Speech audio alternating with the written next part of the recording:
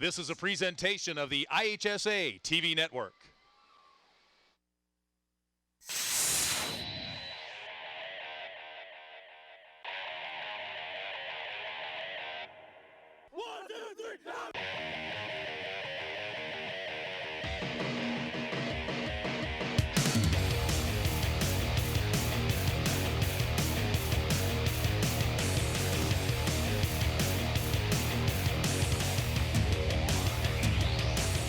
Joliet Catholic, they are one of the most storied programs in the state of Illinois. In fact, the Hilltoppers have won more state championships than any football team in the state of Illinois, 13 to be exact. They are in our 5A state title game to take on Lombard Montini, the two-time defending state champion.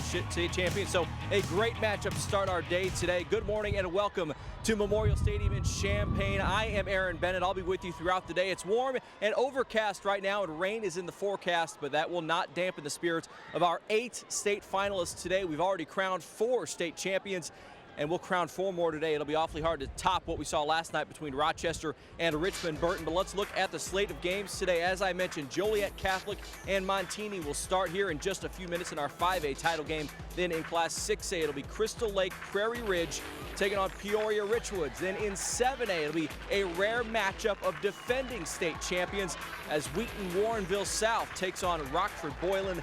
And then the nightcap in 8A, it'll be Loyola Academy taking on Bolingbrook. So 4 great games today, and we start with our 5A title game. We're just minutes away from kickoff between Joliet Catholic and Montini. For the call of today's game, let's send it up to the booth. Dana Hughes and Lee Hall. Good morning, guys.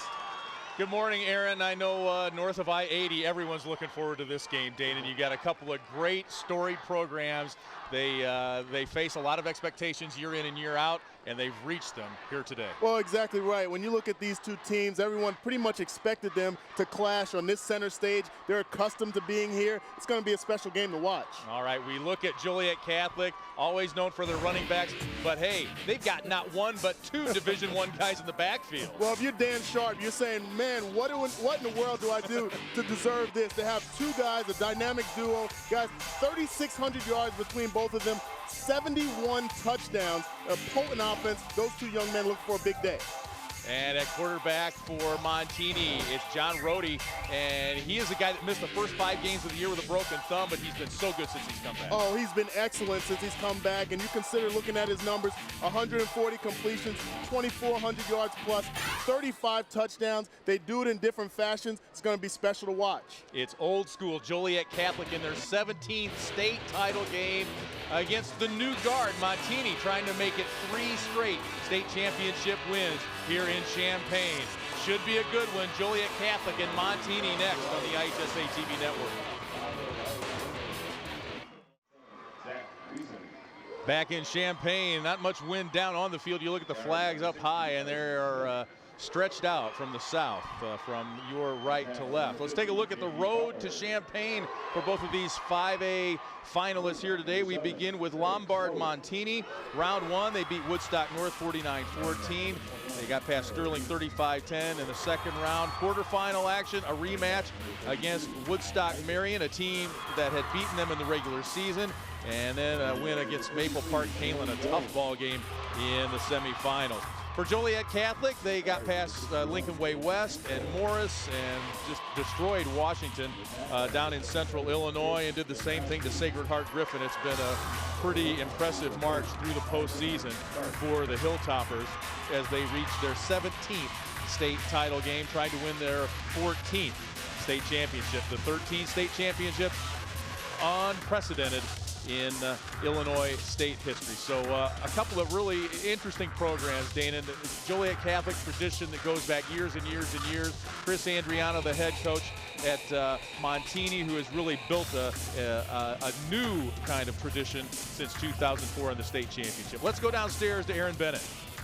Lee, I just had a chance to speak with Montini head coach Chris Andriano. He said the pass protection is key. He says we've got to give time for our quarterback, John Rohde, to throw the ball. Of course, Jordan Westerkamp is the man that makes it happen on the wide receiving end for them. He said we've got to protect our room for our passing game. He also said we cannot afford to miss tackles. He said Joliet Catholic running back tandem of Malin Jones and Ty Isaac are the 2 best he has ever coached against, and that's saying something. He's been around a long time. He also said there's one more key: don't blink or you might miss a touchdown. Now for more on Joliet Catholic, let's send it over to Sophia Minert.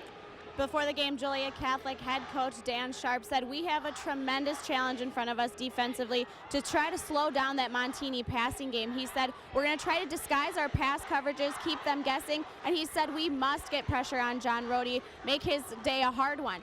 Offensively, he said our offense might be our best defense of the game. We're going to use our ground game, try to control the clock, try to control the tempo, and he said just try to keep that Montini offense off the field.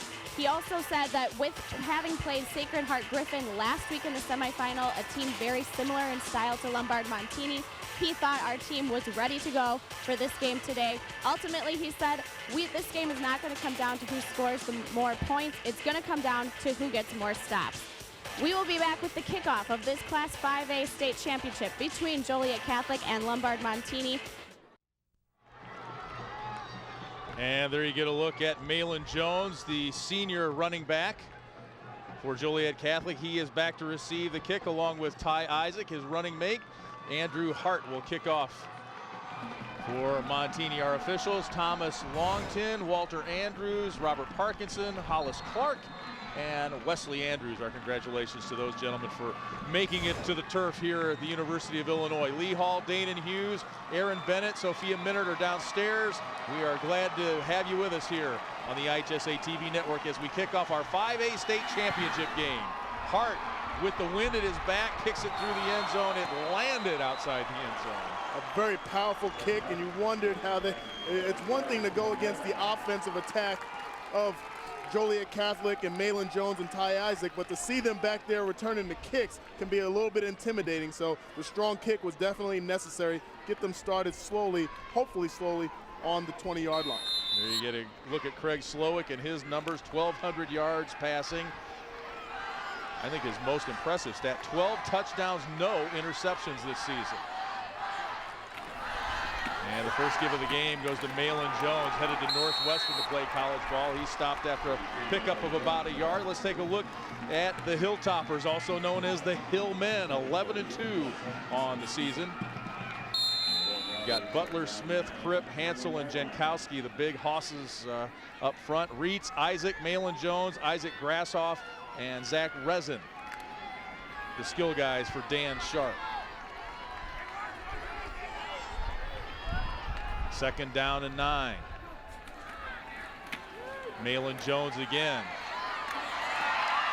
Better push that time. He's out near the 29, close to the 30-yard line. He'll be just maybe a little bit short of a first down. Defensively for the Broncos of Montini, also 11-2. Michael Kaiser, Fred Bogard, Josh Rogers, Jaleel Johnson, a transfer up front.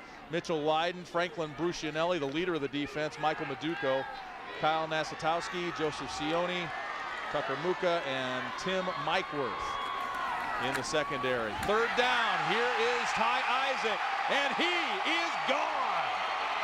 71 yards, Ty Isaac untouched, and Joliet Catholic needed all of about a minute and 16 seconds to get on the board. Well, you saw some solid plays defensively by the Broncos on those first 2 plays, but you knew it was only a matter of time before this young man gets going. And how about the blocking up front? You can see the speed displayed in the open field. He goes 70-plus yards for the score, but you have to give credit to the guys up front. Carson Smith, the left guard, Jalen Hansel did a great job at the right guard position, opening up that crease, allowing the player to sprint through for the touchdown. Isaac Grassoff with the point after, and very quickly you see how quickly Joliet Catholic can strike. Montini can do the same thing. Ty Isaac, a Joliet Catholic record 46th touchdown of the year. JCA up 7-0. Welcome back to Memorial Stadium. It's going to be a hair-raising day here offensively, I think, Danon Hughes. Just like that, a minute 16 into the ball game, and Ty Isaac shows you what he's made of. 71 yards on the touchdown run. Well, just a great play and great execution by Joliet Catholic. Nice blocking up front. Carson Smith, number 60, guy that came over from the defense, opened up that crease, and then it was all Ty Isaac. Montini will try to answer, and a fumble, and Joliet Catholic recovers. That's Austin Bolton falling on it. And JCA gets it right back. A big mistake for Montini on the kickoff. Boy, that's the one thing you can't do against either team is make mistakes and give them the ball back. Exactly, and you can see from the beginning, never had a good grasp of it. Number 34, Anthony Taylor, was back there to return the kick. The wind plays a little bit of tricks on the ball, but you can see the ball just takes a weird bounce after it goes through his hands. He actually kicks it forward right into the arms of Joliet Catholic. Not the way you want to start if you're Montini. So 1st and 10 from the 25. Here's Ty Isaac again. He's met at the line of scrimmage, but still manages to get 6 or 7 yards.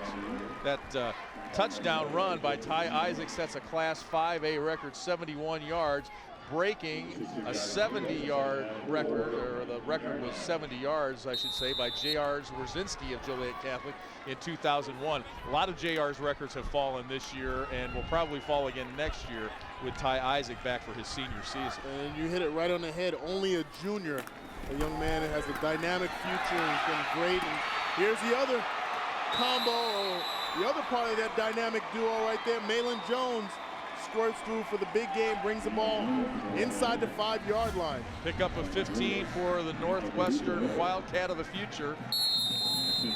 He'll play some football on this field on Saturdays. We'll talk about that offensive line and what they're doing. Tyler Reitz, number 21, the running back, has also been involved in the 2 big plays for Joliet Catholic. The lead blocker in this scheme did a nice job on the kick-out blocks, opening up those gaps. Jones again, this time he's met and brought down Tucker Muka in on the stop for Lombard Montini.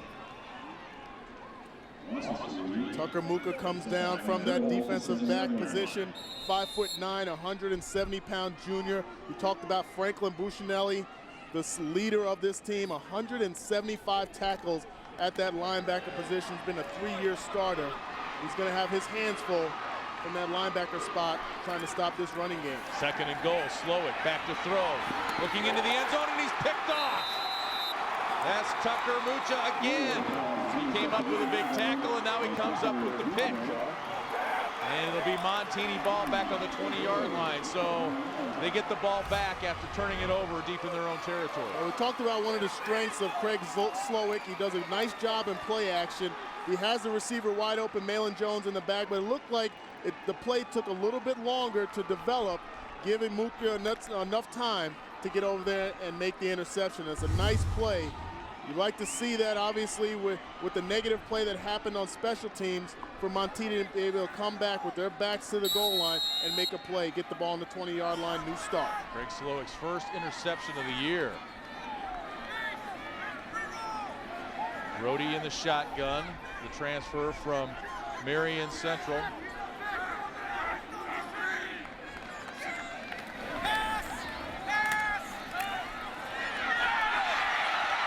Now rolls right, has a man, and that's a 1st down to Taylor.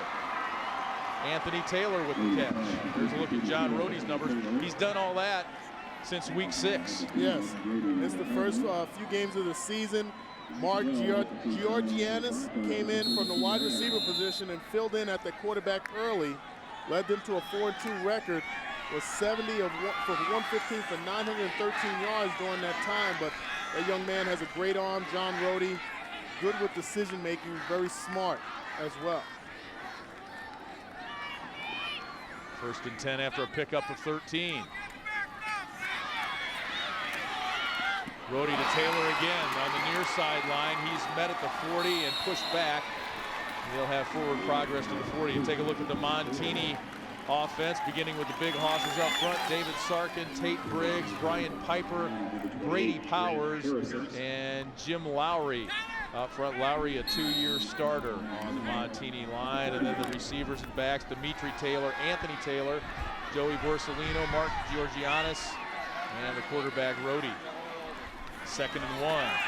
The give is to Dimitri Taylor. He's got a 1st down out near midfield. Dimitri Taylor is a 5'10", 170-pound junior. leading rusher on this Montini squad. You can see it. Nice job up front. Number 56, Jim Lowry, was involved in that. Nice push and a good run by Dimitri Taylor. Comes into the game with 9 touchdowns, 914 yards rushing. Brody back to throw. Here's Jordan Westerkamp, the All-Stater. Makes a little move, and he's got a first down at the 41-yard line. Jordan Westerkamp headed to Nebraska.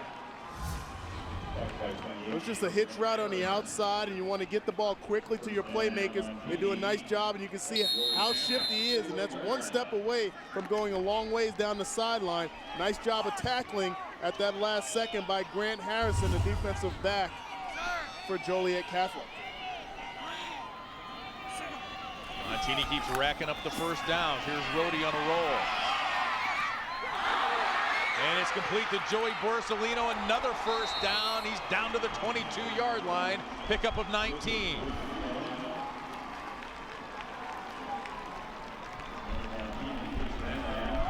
Take a look at defensively for the Hilltoppers. Froelich, Mamoser, Alafalo, Falk up front. Madrigal, Bolton, and Paso, your linebackers. And the Hillmen in the defensive backfield, Allen, Malin Jones, the only two-way starter, Wilhelmy, and Collins.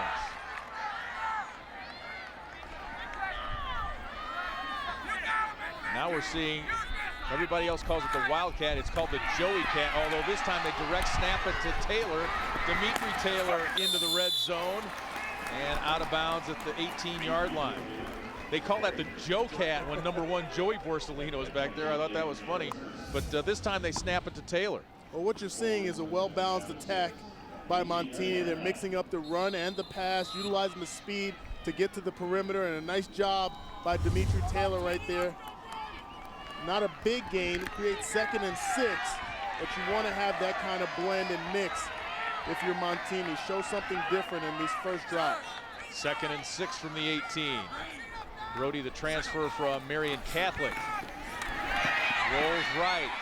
Looks for Westerkamp in the end zone. Jump ball, but it's out of bounds.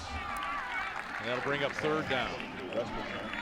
We talked about Rhodey. He missed the first 5 games plus with a broken thumb. And it was broken so badly they had to take a bone out of his wrist and put it in the thumb and graft it to the thumb. I mean, it was, you know, Jay Cutler can feel his pain. Right? Yeah, and you know what? It's a testament to this young man and how tough he is to be able to come back from that type of injury and lead his team to this state championship. And this is a guy that's new to the program this year. I mean, to think of all the things he's come up against, transferring schools and broken thumb and surgery, and boy, he has done a whale of a job. Now he throws it out to Borsellino at the 20, and he's got another first down. Joey Borsellino, 62 catches on the year, 869 receiving yards for number 1 Joey Borsellino. Just a quick strike down the sideline. You can see a wide receiver screen. Good open field tackle by the Hilltoppers. But they not before the first down is gotten. And they're right just outside the 10-yard line here, Lee, and they can get a first down, and I'm sure they're looking to score that touchdown quickly. Dimitri Taylor goes between the tackles and gets about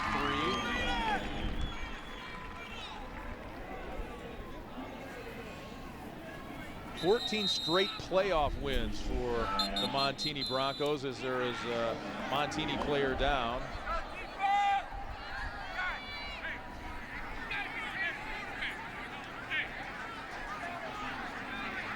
It's like Tate Briggs, the guard, 6'4", 280-pound junior, is down on the ground in some pain. Get a look at veteran coach Chris Andriano coming out onto the field. 33 years the head coach at Montini. Look at the start by John Rhodey. 5 of 6 for 60 yards. He has been right on the mark to get this game started. We're going to take a break. Hopefully Tate Briggs will be all right. Montini trying to tie things up here. Joliet Catholic with the 7-0 lead. And a nice hand for Montini guard Tate Briggs. having to be helped off the field. He'll be replaced by Phil Kessick, Jr. Take another look, and he's wearing braces on both knees. And he got kind of got buried there. Yeah, you can see the pile actually just runs right into the back of his left knee, it looked like. And looked like he might have got the ankle mashed. Yeah. Number 45, Nick Calafalo, is involved in that, and no ill intentions there by Joliet Catholic. Just an unfortunate injury for the junior guard. Flag here goes against Joliet Catholic. Red ball, offsides, defense, half the distance. Interesting when you look at the two offenses, the spread, quick strike offense of Montini, they're the ones driving the length of the field and using a lot of clock here, where Joliet Catholic scored quickly. Kind of a reversal of roles. They can still get a first down at the 1. Rhodey to Westerkamp, and he's in. Jordan Westerkamp, touchdown catch number 25 of the season, and an extra point will tie this game. So many weapons for Montini. You can see they spread the ball well, spread the wealth well. John Rhodey does a nice job of leading his team down the field, throws a strike to Westerkamp, and then it's all him. One-on-one into the end zone. 6'1", 200-pound senior, committed to Nebraska. Big playmaker at that wide receiver, gets things started for the Broncos. Andrew Hart on for the extra point. Andrew is a 5'11", 160-pound junior, number 5. Out of the hold of Chris Lentine.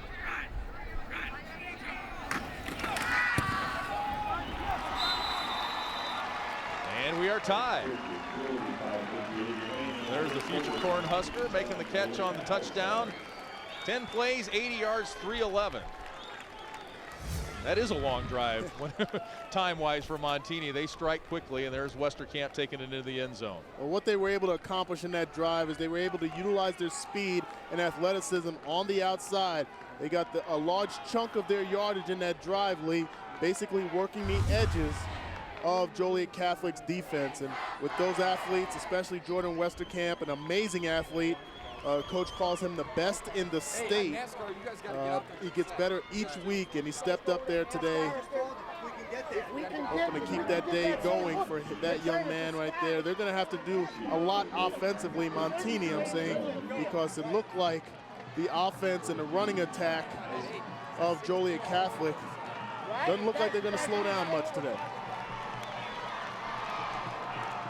Nice drive for Montini, and the other impressive thing I thought, Dana, John Rhodey completed passes to 3 different receivers. He spread the wealth around and didn't rely on any one guy. And the kick is into the end zone. And of course, in high school rules, that is an automatic touchback, so no chance for Malin Jones there.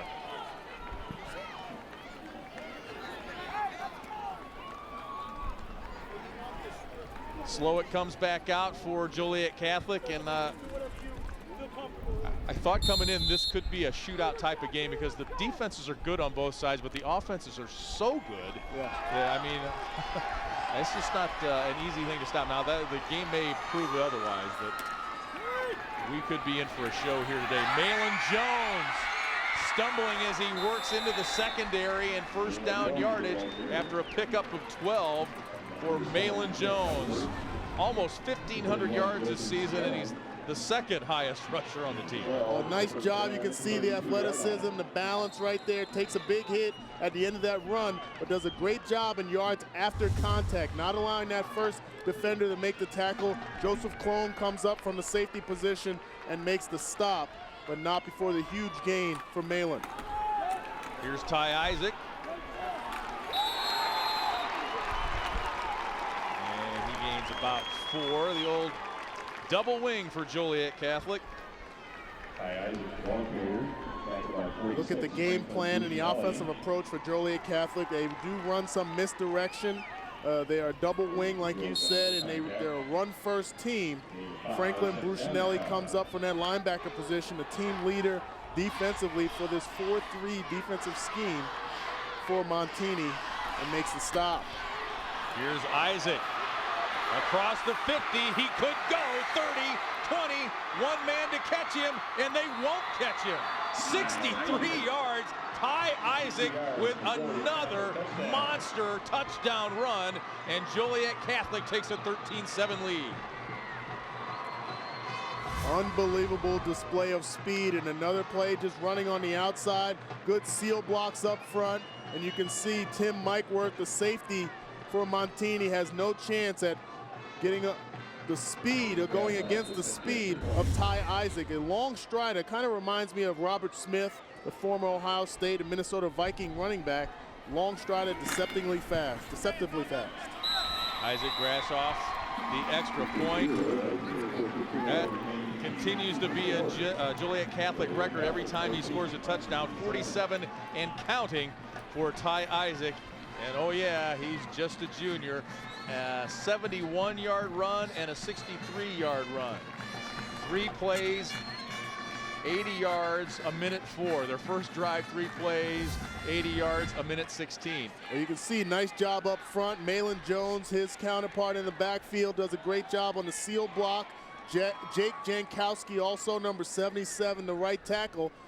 Nice job up front overall by the offensive line. They really do a great job on those seal blocks and opening up the creases. You don't need much of a hole, Lee, when you have that young man running, but they're creating those gaps, and he's scampering off. Now it's hard to say that you score that fast and look for a negative, but I guess the negative, if you're Dan Sharp, is you've only used 2 minutes and 20 seconds of clock time on offense. He talked about coming into this game and using a lot of clock and keeping the ball away from Montini. That's the downside, is you're scoring so fast, Montini's getting the ball right back. Yeah, you know what, but it's taking a little bit more time for Montini to score. And we did a game last night in 4A in the championship, Rochester versus Richmond Burton, and there was a total of 4 touchdowns scored at one time in under 2 minutes. So we've seen some excellent displays of athleticism and just quality football, quick strike football at that.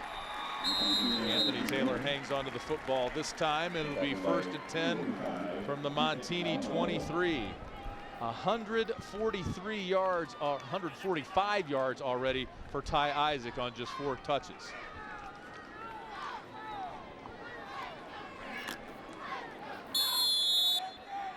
Montini spent a whole 3 minutes plus on their last drive. That's that's amazing when you look at that and think, well, boy, they took a long time to score. Brody in the shotgun. Borsellino on a timing pattern, and he's close to a 1st down and has it out to the 34-yard line. Borsellino's father, Lewis, is the offensive coordinator. He's the guy that brought the spread with him to Montini, and Chris Andriano embraced it, and that has made this program a completely different animal the last 10 years or so. Well, you got to give credit to the coaching staff, and Chris Andriano does a nice job. Sometimes you see coaches that have been around for a long period of time get set in their ways, but when he sees the athletes that he has on this field, it's nice to see coaches make the necessary adjustments. They will utilize those athletes the best way possible for success. Not much there for Dimitri Taylor. The men in brown clamping down on that. Austin Bolton in on the tackle. Austin Bolton comes up and makes the nice stop for the short gain right there. Comes into the game with 106 tackles, 8.5 sacks. 6 foot, 220 pound senior linebacker. Got a nose for the football. He's the one that pounced on that fumble on the kickoff return. 2nd and 9 for the Broncos.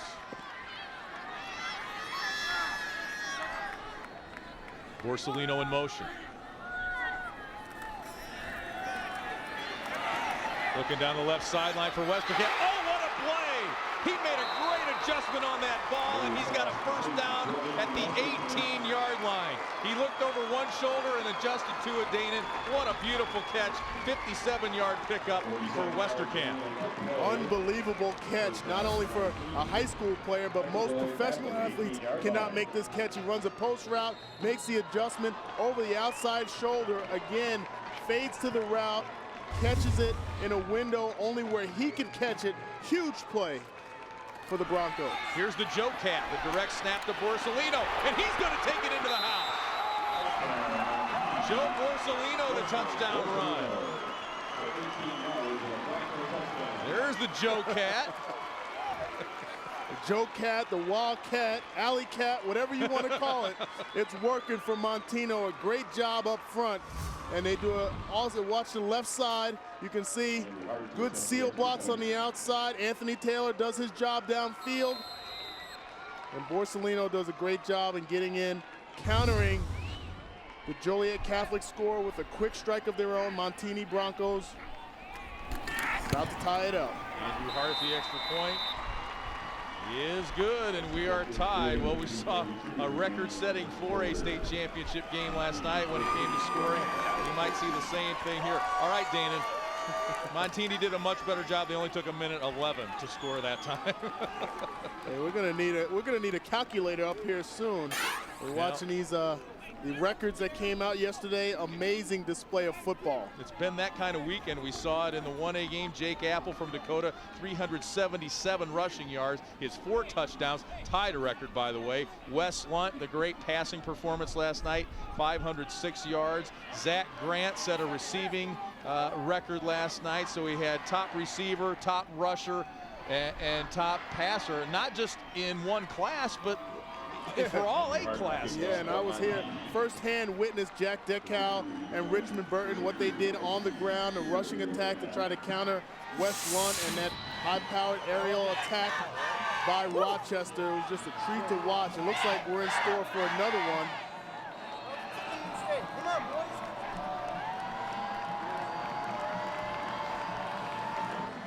Looking at Malin Jones. Andrew Hart, another one through the end zone. So Joliet Catholic will start at their own 20. And you can see here's another picture of the big play by Jordan Westerkamp, the hands he displayed in athleticism down the sideline, and then the touchdown by Borsellino. Nice job setting up his blocks on the outside, scampers in for the touchdown. And Lee, I noticed on that kickoff return, I was pointing out, Ty Isaac was on the far end in the back of the kickoff return unit. Looked like he was getting sick on the field. Hopefully for that young man, he's not feeling too ill, and he's being able to get some necessary liquids on the sideline. May have to step out for a little bit. You don't want to see that young man go down. Well, he's looked sick so far, you know what I mean? Yeah, the kids sick say, in a good he's way. sick, yeah. Hopefully he's all right. He has looked 100% when it comes to running the football, 145 yards in those 2 long touchdown runs. Here's the give to Reitz, his first carry of the ball game. And he'll take it out to the 35 and have a first down. That's number 21, Tyler Reitz, 5'7", 180-pound junior. He's rushed for over 600 yards this season. Yes, he has 7.5 yard average per carry. The tackle was made by Kyle Nastasowski, in the defensive backfield, and actually ripped the ball away as he was going down, but could not get the call for the turnover. 1st and 10, Hillman. The give is to Isaac. Doesn't get through the line that time. Picks up a couple. Sun Times Player of the Year. Boy, you could go on and on with the accolades for Ty Isaac. Notre Dame, Michigan, Wisconsin, some of the schools looking at him. I think he could probably have his pick of Big Ten schools. Yeah, he's a complete running back. According to Coach Dan Sharp, does a nice job in every phase of the game. Malin Jones. Across the 40 for a 3rd down and 4 now. Nice job defensively by Jaleel Johnson, number 67, the big man, 6'4", 300-pound senior. Talk about Malin Jones and Ty Isaac, Division I talent.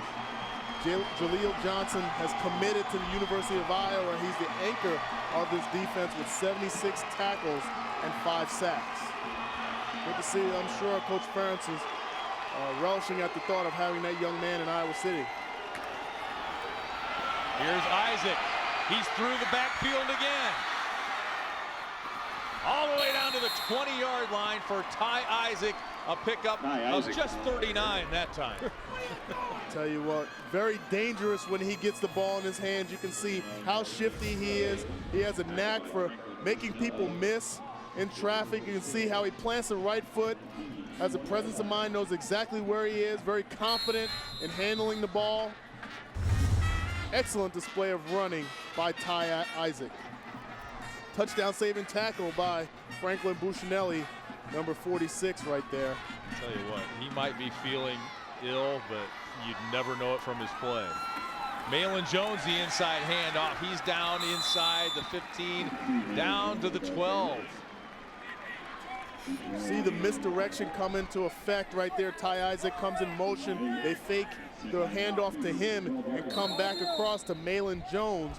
And how that's set up, Lee, is when you have the success that's being displayed by Ty Isaac off the right side, Malin Jones is just another aspect of this offense that makes it very hard for Montini to defend both of them. Chris Andriano calls timeout. He says, yeah, the two best in tandem I've seen in 33 years. They do it all. The best I've ever seen. And that's saying a lot from a guy who's been coaching that long. It's amazing, and we're witnessing it firsthand right here, and there's nothing that's shown us to be any different. These two young men have been great for this Joliet Catholic team, and you know what, just to think, I'm sure it makes the opposing teams a little bit nauseous to think that Ty Isaac has one more year to come back to this program. Ty Isaac with 186 yards, and he's only 24 yards away from the 5A title game rushing yard record, and we've got 45 seconds to go in the first quarter. In the first quarter, 186 yards, 31-yard average so far with 2 touchdowns. Amazing numbers, and it's just the start of this big day for that young man. Dan Sharp will tell you he's one of the most humble players I've ever been around too, and that's a great thing to see and to hear about a young man, because so oftentimes we have all these divas. Oh man, yeah, don't get us started, right? You know, you talk about basketball players and summer leagues and camps and all these things, and yeah, they get a little bit of a mentality where I'm better than everybody and need to be treated special, and to hear a young man keep his head about him even though he's that talented is refreshing. Definitely. 2nd and 2 for the Hillmen.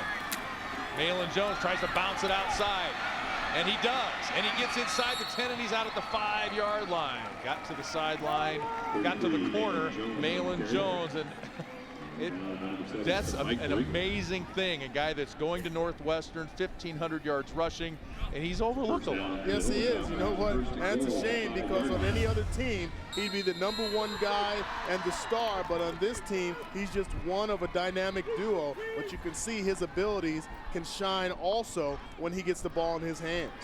6'1", 210-pound senior. Will play at Northwestern beginning next year. 1st and goal. Here's Isaac waiting for blockers. He gets down to about the 1. This Joliet Catholic team can put up some numbers. 424 rushing yards, 6 touchdowns last week against Sacred Heart Griffin, 569 yards of total offense, and we're seeing that kind of a day building here today. Yes, we are. You know what? Just to watch these two young men, you talked about last week, 18 rushes for 214 yards last week for Ty Isaac, and 18 for 210, almost identical numbers between he and Malin Jones. Just creates so many problems and mismatches for opposing defenses.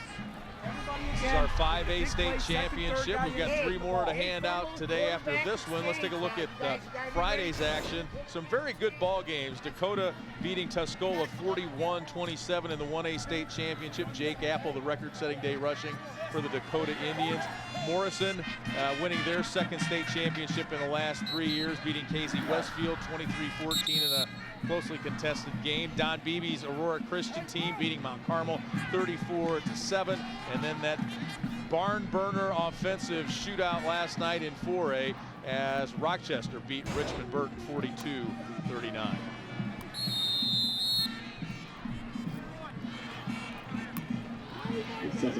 Goal at the 2-yard line. Dan Sharp, the Joliet Catholic alum and longtime assistant coach,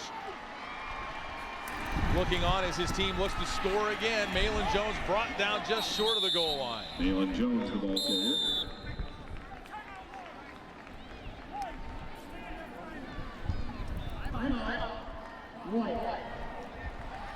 Looks like Montini's going to take another timeout here. And watch the block of pulling guard Jalen Hansel. Does a nice job on the kick-out block and opens up the crease right there, but a good tackle by Fred Bogard, the defensive lineman, 6'3", 250-pound junior for the Broncos. Now this is going to be key because we haven't seen very many negative plays for Joliet Catholic in the run game, and now with the ball inside the 1-yard line, third down, this could be a key stop if Montini can come through defensively up front. Take us inside the mind of Chris Andriano right now. Why take timeouts with 20 seconds left in the first quarter? Well, I think what you're looking at is a situation where if they score, they have to kick into the win. So if you have to look at the situation or the way it presents itself. You're not really trying to preserve anything else but the advantage as far as the wind is concerned, kicking into it versus kicking with it. Nothing much gets by that guy. He's seen everything and experienced everything in his long career. Third and goal. And a little mix-up in the backfield, and Malin Jones is going to be brought down after a loss of a couple. Slowick and Jones ran into each other. A little miscommunique back there, perhaps. Timing wasn't quite right, and Chris Andriano gives his defense a big hand. Nice job, just miscommunication up front. You can see a host of Bronco defenders in on that tackle. And now the time factor doesn't come into play because it's fourth down if they make it stop. It'll be fourth and goal from the 3 for the Hillmen when we come back. This is the IHSA TV network. By Country Financial, what's your idea of financial security? 14 all as we start the second quarter. Lee Haldane and Hughes with you from Champaign. The Hillmen looking to go on top. Ty Isaac met at the goal line, just shy of the goal line, and he'll be marked short. The Broncos have stopped the Hillmen. That's the first defensive stop of the day. Incredible stop up front by Montini. The Broncos were stout with their backs up against the end line. Did a great job in stopping that running attack, and Ty Isaac, who has burned him throughout this first half, comes up just short. Nice job. You see Franklin Brucinelli is involved in that, but not one Bronco backpedaled or was pushed off the line of scrimmage. They won the battle right there. John Rohde will start from his own end zone.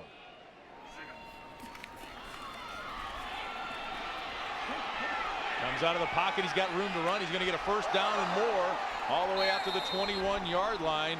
Nice play by Rohde, a pickup of 20. Let's take another look at fourth down for the Broncos. And that was a great shot of the crowd. The Joliet Catholic crowd could not believe they got stopped.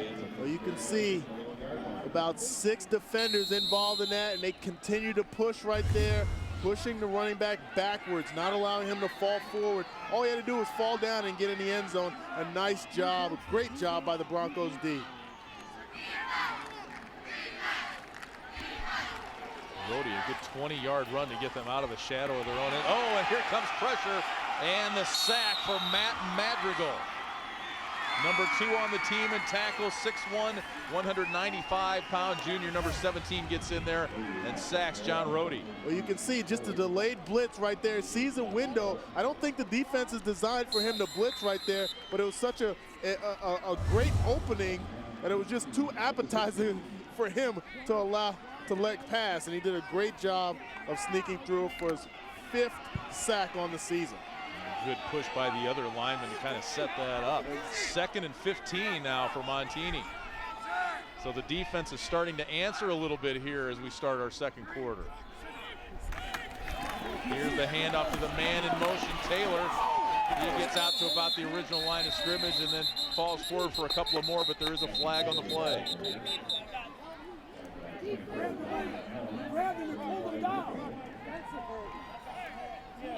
Looks like they're going to call a holding penalty on Westerkamp on the outside. Take a look at our first quarter numbers, and they are pretty impressive, especially for the Hillmen. When you look at those 255 yards rushing, and 191 of those belong to Ty Isaac. Repeat, second down. Numbers on the scoreboard are even, 14 all. You look at those numbers, eye-popping numbers. They're on pace for over 1,000 yards rushing if they keep up this tempo. A lot of ice bags will be needed for the running backs in that case. It's starting to look like, though, maybe the defenses are settling in a little bit here, and maybe that first rush of offense will taper off a little bit. We'll see how it plays out. 2nd and 18 for the Broncos.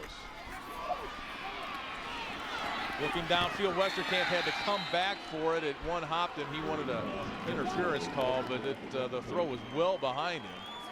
I think that ball was intended for Jordan Borsellino, and it was overthrown over his head, and Jordan just happened to be right behind him and tries to make that catch.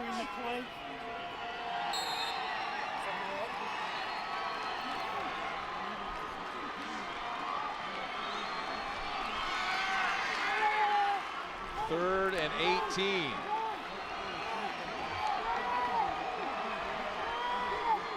Rhodey all alone back there in the shotgun. Trying to get Dimitri Taylor in the right spot. He does, looks deep for Anthony Taylor. Can't come up with it, had him. Would have been a pretty tough catch. Montini will have to punt. So they just go with 4 seams down the field. You can see Rhodey does a nice job looking down the middle. Ball hangs up in the air just a little bit due to throwing into the wind. A nice job and trying to make the adjustment, just could not come down with the catch. But you're right, Lee, your last comment about these defenses, it looks like they're kind of settling in on both ends of the field. Doing a great job with 2 solid stops. Andrew Hart with the punt. He averages 36 per punt. That one's into the wind. He gets a nice little roll off the rugby-style kick, and it's rolling out to the block eye.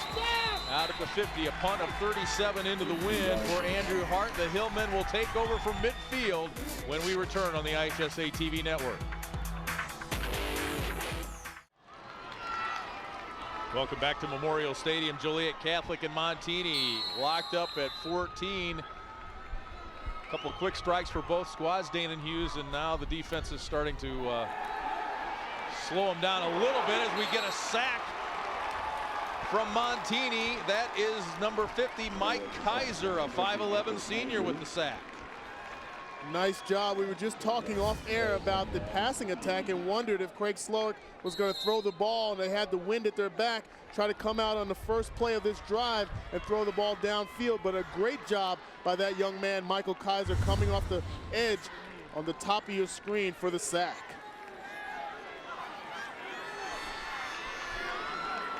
Second and 16 after the sack. Give is to Reese. He's back out to midfield in the original line of scrimmage, where it'll be 3rd down.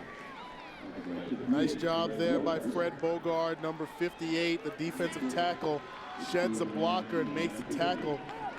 Up front, you're seeing guys making plays, even still staying engaged between he and Jaleel Johnson up front, really doing a nice job against the potent offense and running attack. And we've seen Carson Smith offensively, the guard for the Hilltoppers, do a nice job on seal blocks and pulling, very mobile in this scheme. 3rd and 10. Here's the reverse. Isaac looking to throw. Tipped and picked off.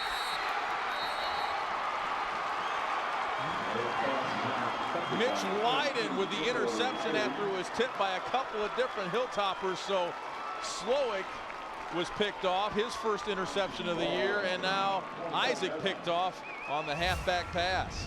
Well, they tried to run a little reverse and a reverse pass downfield, but was not fooled in the back end, and a nice job. You can see Borsellino comes up with the tip. Right place, right time for the turnover. Another key defensive play for Montini. Here's Borsellino on the pitch and catch. He's out to the 35-yard line. There's a pickup of 8 there. He's second down and 2. I think if you're Joliet Catholic, you want to be careful about getting too cute right now. You have a strength in the running game with your two-headed monster in the backfield. Utilizing those, they've been able to drive the length of the field even with the turnover and the 4-down stop. They've gotten in towards the end zone just about every time they had the ball. And now they're getting a little bit too creative and go back to what brought them here. Brody looking for Westerkamp down the near sideline. Double coverage, and he's picked off. That's Malin Jones. Westerkamp tipped it to him. Malin Jones on his feet at the 40. Westerkamp chases him down to the other side, and a couple of flags come out late on that play after, boy, these teams, when they can create a turnover, the other team gets it right back. They've exchanged turnovers twice now here in this ball game. Well, early in this ball game, we wondered if either defense was going to be able to stop the other.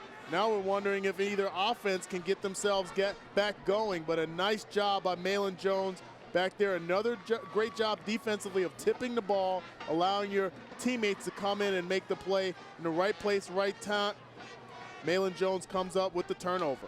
This looked like an indoor football game for part of the first quarter. That's another thing that some of the coaches at the After lower the interception, classes, as we on hear the run back, penalty. we have a block in the back by Brown. Brown, first down here. All right, the penalty against Joliet Catholic. The one thing teams at the higher levels that don't have the guys playing both ways, you can make defensive adjustments easier when you got all your guys on the sideline. Exactly. The two platoon system really works well. There's some good and bad to it, but I think one of the points you just made, Lee, is crucial for teams to be able to make the necessary adjustments when they're backpedaling defensively. Ty Isaac with the carry, a pickup of 9 on first down, and they must have you plugged in down there, because after a couple of razzle-dazzle type plays, they go right back to the bread and butter. Dance with the girl that brought you. You have a potent attack. You might as well utilize it. I understand trying to mix things up to keep the defense off guard a little bit, but when it's tie score in a championship, you do what brought you until the other team shows they can stop it consistently. Isaac running free again inside the 30. He's at the 20, and he's gone again. 56 yards. Ty Isaac is a one-man scoring machine for the Hilltoppers. That is a 5A record for rushing and counting, and we still got 6:40 to go in the second quarter. Well, great job up front, and just as you thought, when he got about 15 yards down the field, you thought that Montini had him bracketed and was going to be able to make the play, and all of a sudden, he turned on the afterburners and scored the big touchdown. Grass off the extra point, and it's 21-14 JCA, and that is Joliet Catholic football right there. Ty Isaac with his third lengthy touchdown run of the game, and it's the Hilltoppers back on top by 7.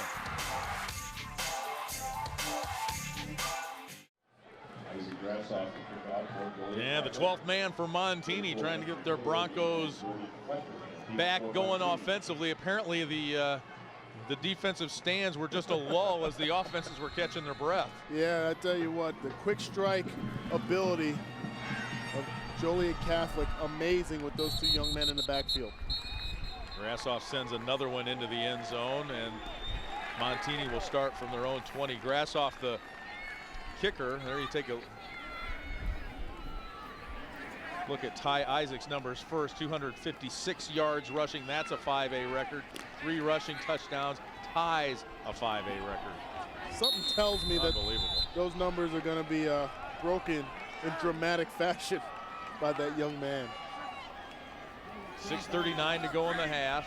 Montini looks to answer. Dimitri Taylor met at the line of scrimmage and pushed back. Nice job up front. Josh Falk, the defensive end, 6'5", 205-pound senior comes upfield from the defensive end position and is not fooled, is able to fold back and make the play. Could have been a turnover right there if he ripped his arm through, but he makes the tackle at the line of scrimmage. There was talk of rain today, and there was talk about, well, how will that affect Montini? Now you got that wind. They're going into the wind, and that's going to affect them for half the game offensively as they try to throw the ball and maybe work the ball downfield. Maybe that is having an effect on them as well, along with the Joliet Catholic defense, to say the least. Borsellino in motion, 2nd and 9. Brody out to Westerkamp. It's complete, but a pickup of only about 4. It's interesting you talk about the wind and the factor and how it comes into play with offenses. And we talked about this last night in the 3 and 4A championships. And I kind of think that it's easier to throw the ball into the wind. Now in this situation, the ball just got away from him. You can see, nice job getting his hands. Oh, actually did not get his hand underneath the ball. And you hear the boos because they see the replay up on the scoreboard and know that that ball should have been incomplete. No replay in high school. At least not for officiating purposes. Borsellino with the first down catch. Well, back to my point, Lee, about the wind. I as a former wide receiver and a quarterback in high school, I always found it more manageable to throw the ball into the wind. The reason why, it's easier to tell a quarterback that you have to put a little bit more pepper on the ball. It's hard to say dial it back when you have a 20 to 30 mile an hour wind, especially on deep balls. You start to see balls sail over wide receivers' heads. They just can't make the adjustment. Very hard to do. Interesting point. Here's Dimitri Taylor. He could go. Dimitri Taylor. Oh, and he's caught from behind by Malin Jones, brought down at the 1-yard line, 65 yards on the pickup for Dimitri Taylor. 914 yards rushing coming into this ball game, and only Malin Jones kept him from a touchdown.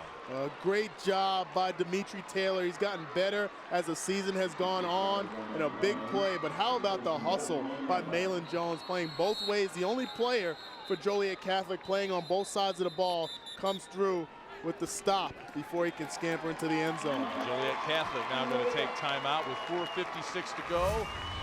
Take another look. You can see a nice job, just a delayed draw and a great kick out block at the point of a contact by Brady Powers, the guard.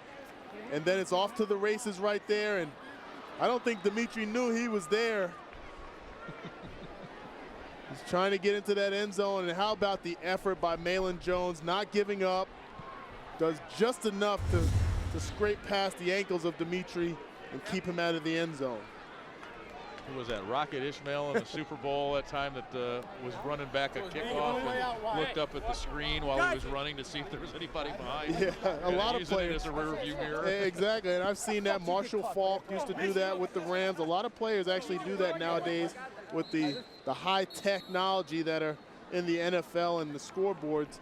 Try to use that to your advantage. You see many guys on Sundays looking up at the scoreboard as they break off to the races. Did a great job up front offensively. David Sarkan, Brady Powers, we pointed out, on the pulling guard in that situation. Brian Piper, the anchor, calls all the schemes at that center position. Very scrappy at 205 pounds, but effective. Here's the Joe Cat, Borsellino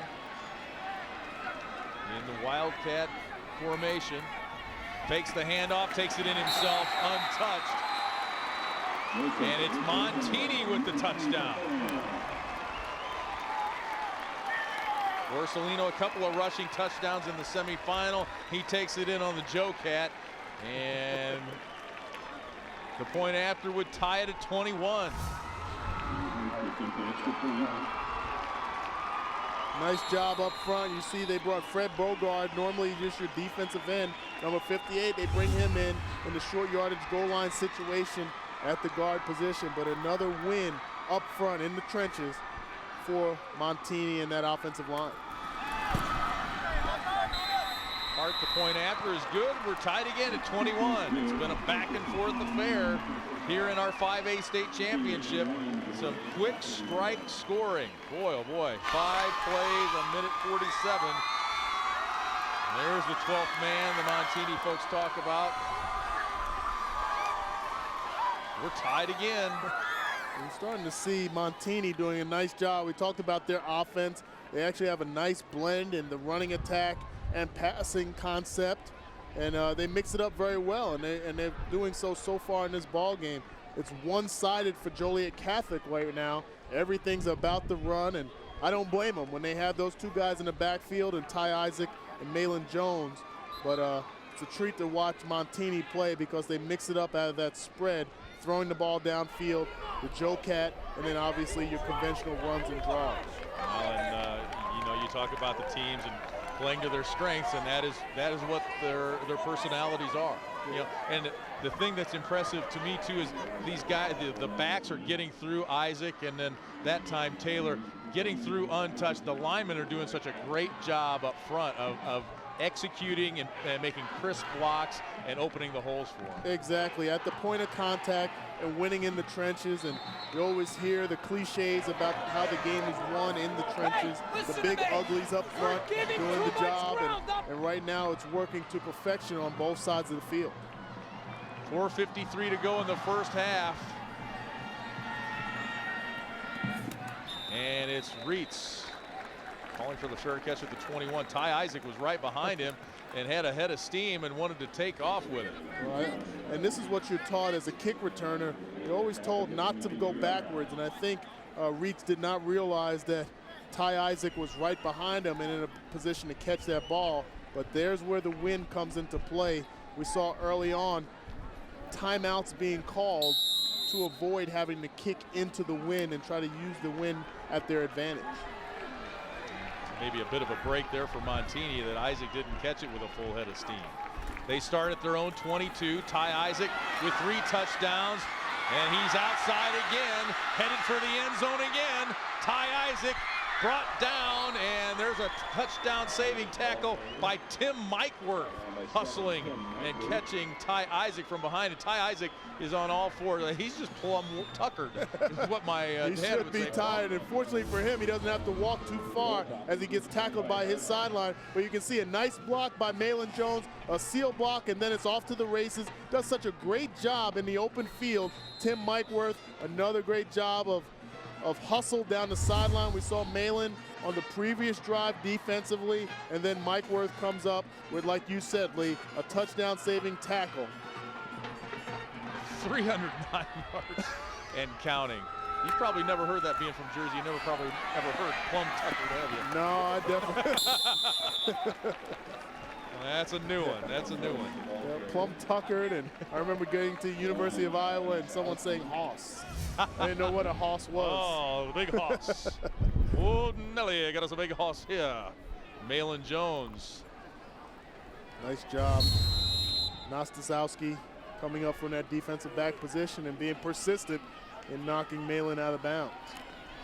I bet that was a little culture shock. Yeah. Jersey to Iowa City. Anywhere here in the Midwest. Isaac back out there after getting a breather. And we'll pick up a yard or 2 there. Michael Kaiser in on that stop.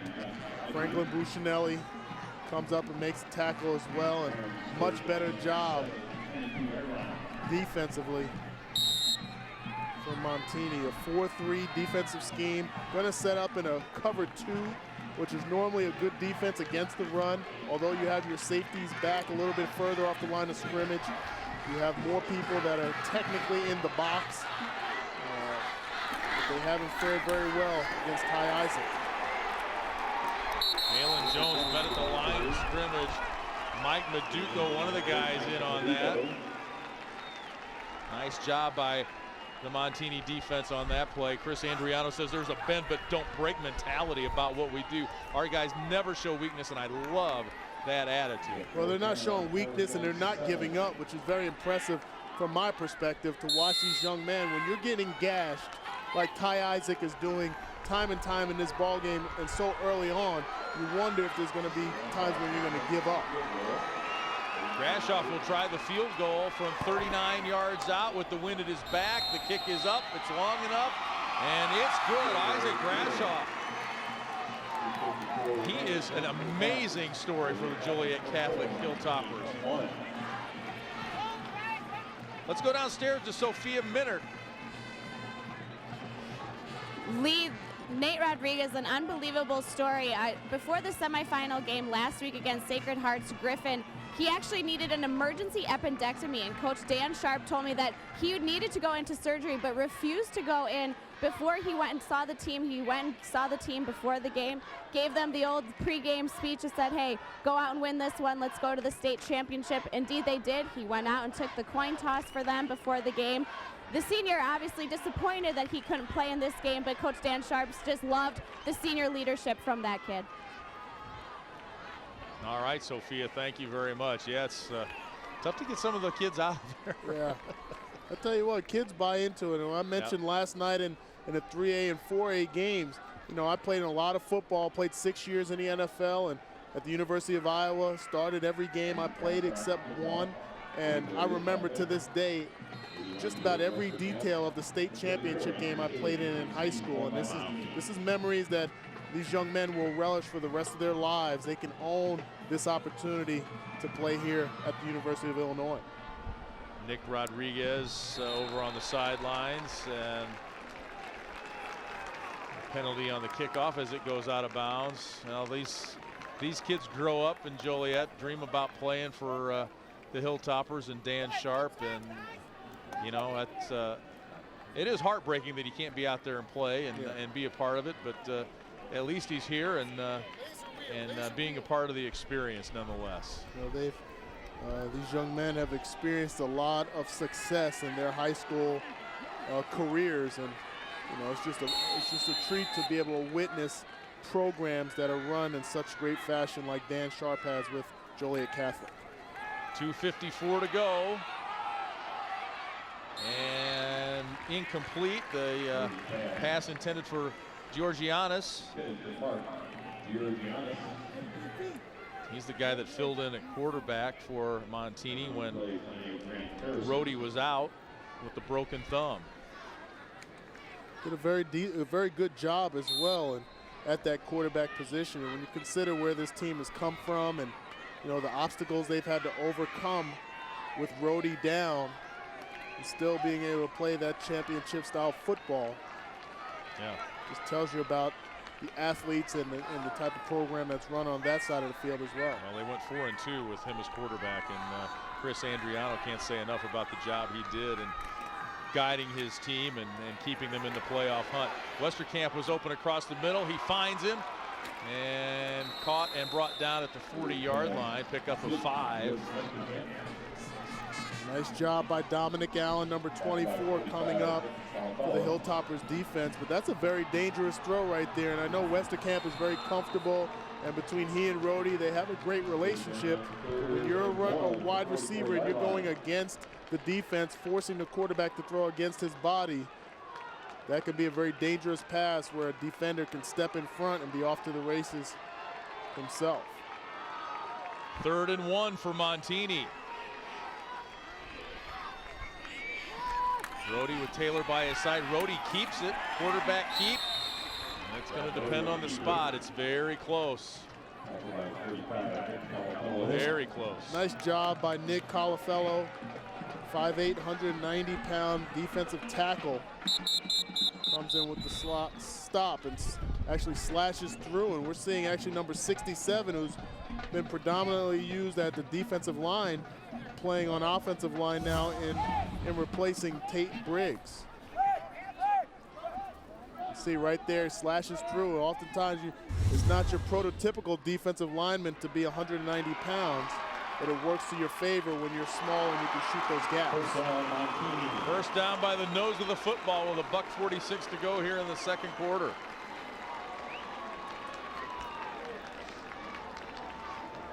Game of inches, game of half inches sometimes. The length of the ball. That point on the football comes into play more times than you think. A little closer than the Broncos would have liked. Montini with no timeouts left here in the first half. Rhodey under center this time. He's got Anthony Taylor, who's forced out of bounds after pickup of a couple. Stops the clock with 1:20 to go in the half. A wide open first half here in our 5A state championship game. Back and forth affair.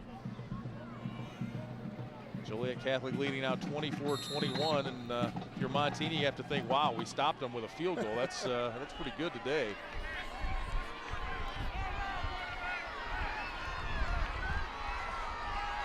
Second and 9. Brody rolling right, looking for Westerkamp deep, double coverage and broken up. Westerkamp couldn't come down with it. It was a little bit behind him. He had to wait on it. This is a tough throw. You're throwing from the middle of the field, a very long throw into the wind, and you can see the wind holds that ball up just enough and gives the defense enough time. Dominic Allen, one of the defensive backs that comes over, dislodging it from Jordan Westerkamp, but very tough in these conditions to throw the ball high and deep. You've seen quarterbacks fare well. Wes Lunt last night throwing the ball well on a line more so than in the air down the sidelines. 3rd and 9. Brody from the pocket to Westerkamp. Great catch, and he's going to take it to the 20, to the 10. Touchdown, Westerkamp. 54 yards, a nice leaping grab, an adjustment in the air by Westerkamp, and he takes it to the house, and it's Montini out in front for the first time today. Another great catch by the great athlete, Jordan Westerkamp, and you can see this is pretty much, for most people, an ill-advised throw. Wouldn't say that that was where you would want to go in this offense, but when you have that big target, 6'1", 200-pound wide receiver, just snatches the ball out of the air, picks it clean and off to the races. Great job, great play for the Broncos. Chris Andriano says you can't mention passing in the state of Illinois without mentioning Jordan Westerkamp's name. Point after is good, and it's Montini on top, 28-24. Take another look. Brody knows that Westerkamp will come down with this one. And he comes into this ball game with 24 touchdowns, making plays like that each and every week for Montini. The speed to pull away from the defense, but more importantly, watch this catch, using his hands in traffic, unfazed by the potential of a big hit. Off to the races. Big play for Montini. Very impressive, that young man. One of the best athletes in the state, the best receiver in the state. According to his coach, Chris Andriano, and like you said, Lee, can't mention wide receiver without that young man being in the conversation. The second touchdown catch of the day, 26 on the season. It's another day at the office. Yep. Ain't no thing.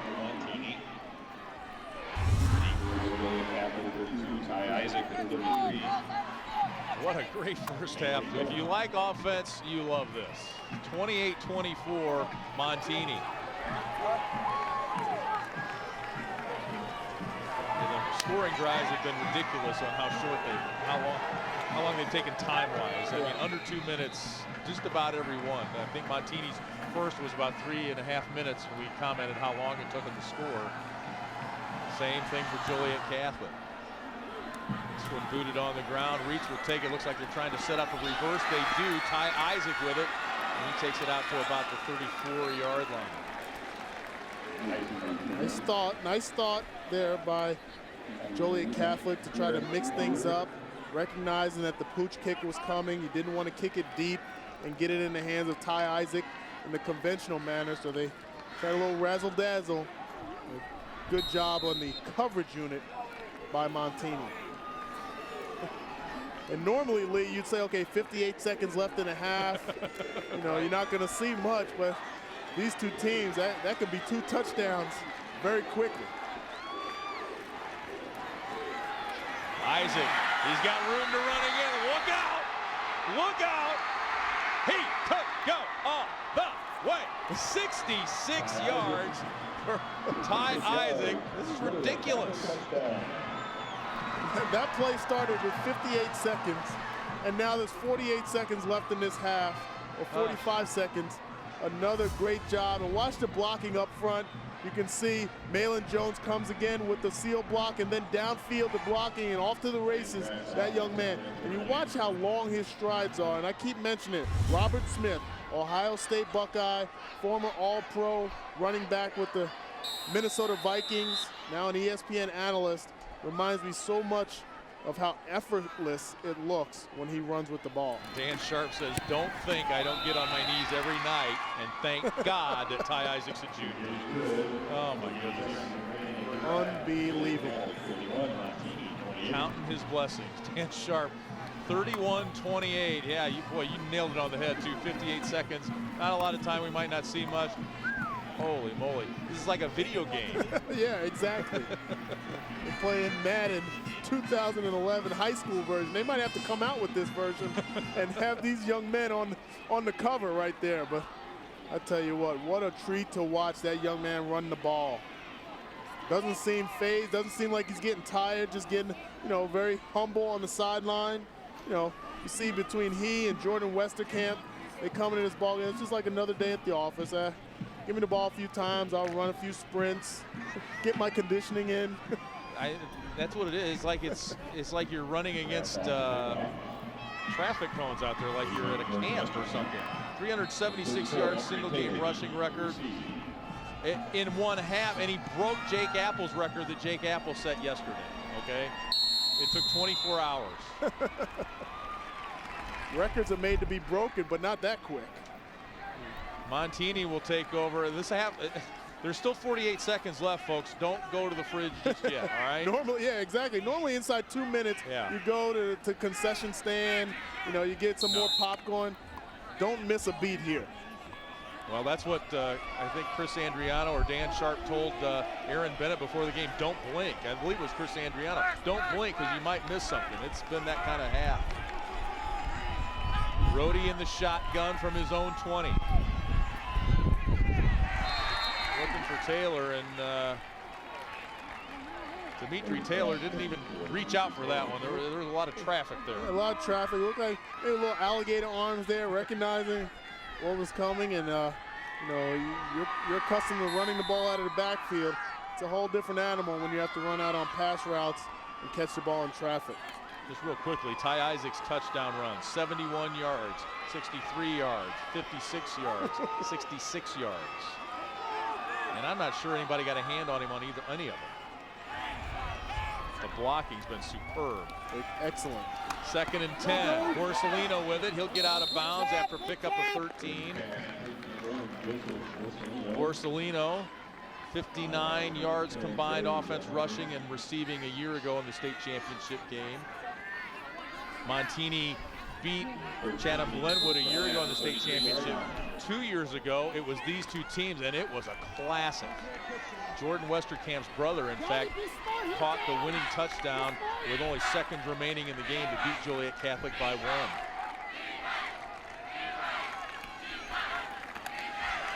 "36 seconds. Going for Borsellino again. He almost adjusted to get that. It was over his head, and it'll be 2nd down for the Broncos.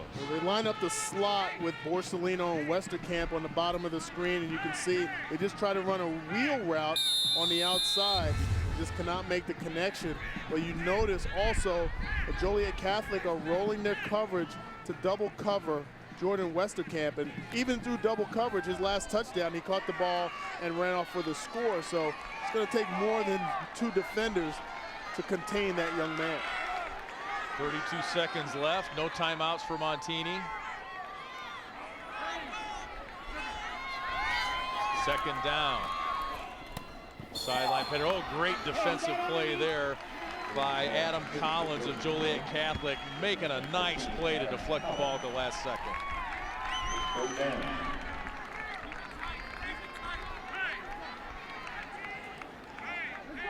There's another 5A record. Unbelievable. 785 yards between 2 teams, and it's only the first half. Matt Troha of the IHSA and Those folks are going to have to spend a lot of time at IHSA.org updating all the records.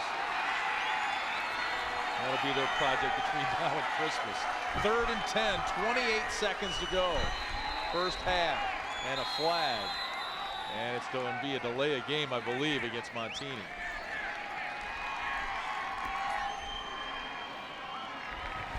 Delay a game, offense white. We've seen this a couple of different teams in this championship roundup have their quarterbacks go to the sideline to get the plays, and it takes so much time off of that play clock. You'd like to see maybe some adjustments, maybe with the rotation of wide receivers coming into the ball game, bringing in certain plays. But I don't think coaches realize how much time and how much of the flow of the game is hampered by having your quarterback go to the sideline each and every time. Absolutely. Play clock at 1 when they snap this time.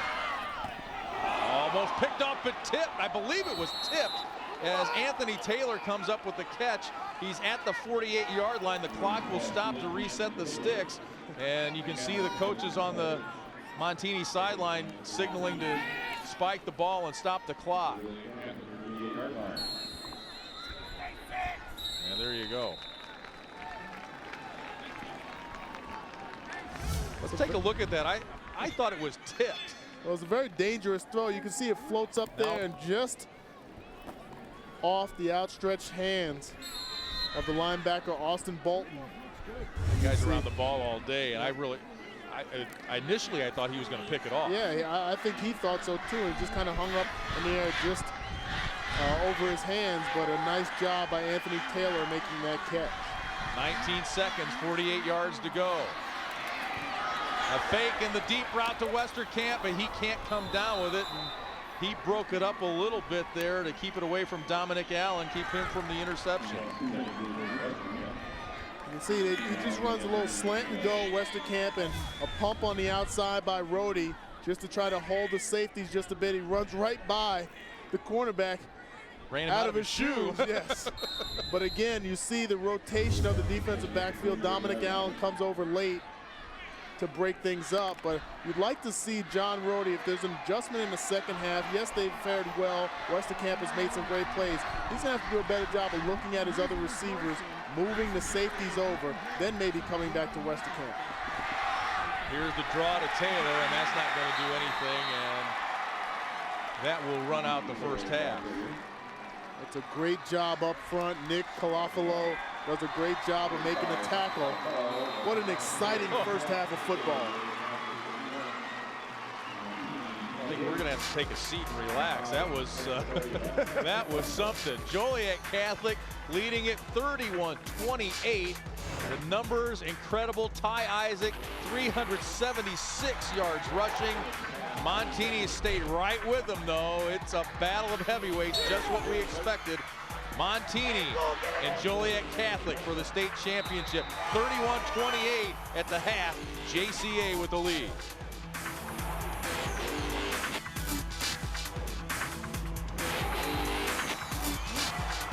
Touchdown.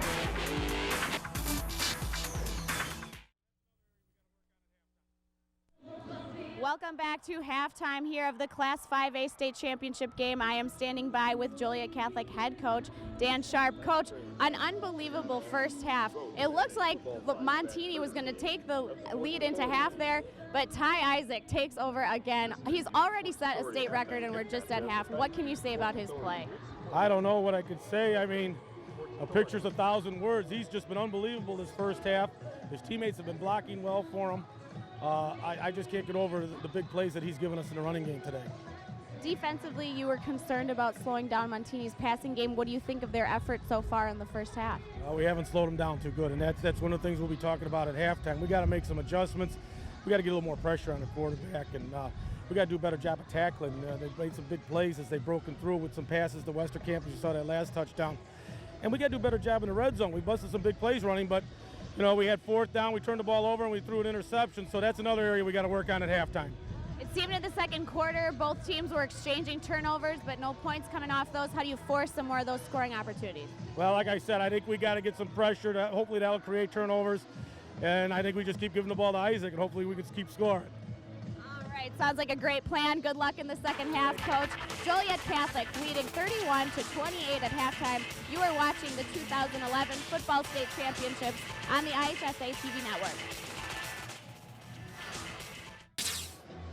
Great stuff by Lombard West. We will be back with more coverage of this Class 5A game after this. You are watching the IHSA TV network.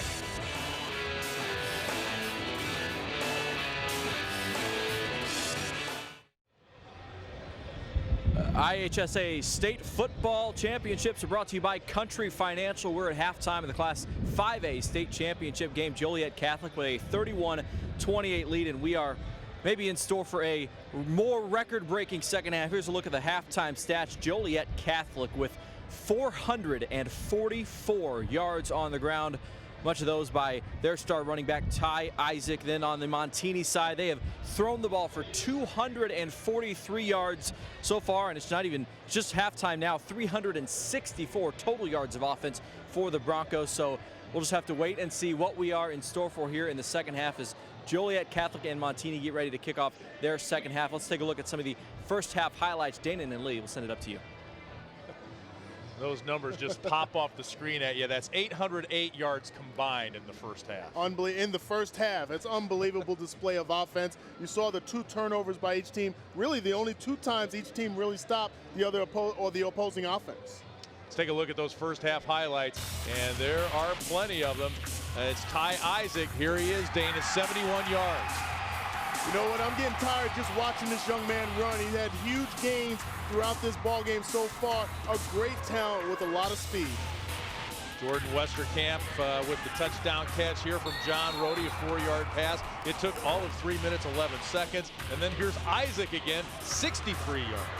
Another big gain, and when you talk about this offense, it's really hit on all cylinders in the running attack of Joliet Catholic, and then the passing and running blend of Montini so far in this first half. Up front, really doing a nice job. Offensive line for both teams doing an excellent job winning in the trenches at the point of contact. The Joe Cat, Joey Borsellino with the touchdown run. Then it's Isaac again. Pretty much untouched in these offenses. You can see the speed, deceptive in the open field, but you can't say enough. And you know what? Malin Jones, Tyler Reed doing a nice job in the blocking scheme as well. Borsellino runs in another one for Montini. They go back and forth, back and forth. Here's Jordan Westerkamp beating double coverage. Double coverage. They tried a little bracket coverage by Joliet Catholic, but it was not enough. Picks it out of the air and off for the score. And there goes Ty Isaac again. He's probably going to have his pick of Big Ten schools or who else will come and see him after this. Ty Isaac wearing himself out with 4 touchdown runs and over 300 yards rushing. Second half thoughts? Some defense needs to be played. That's what I think in this second half. You've noticed that offensively for Montini, they have a nice blend going. Running game, passing game, they have the weapons and athletes out there.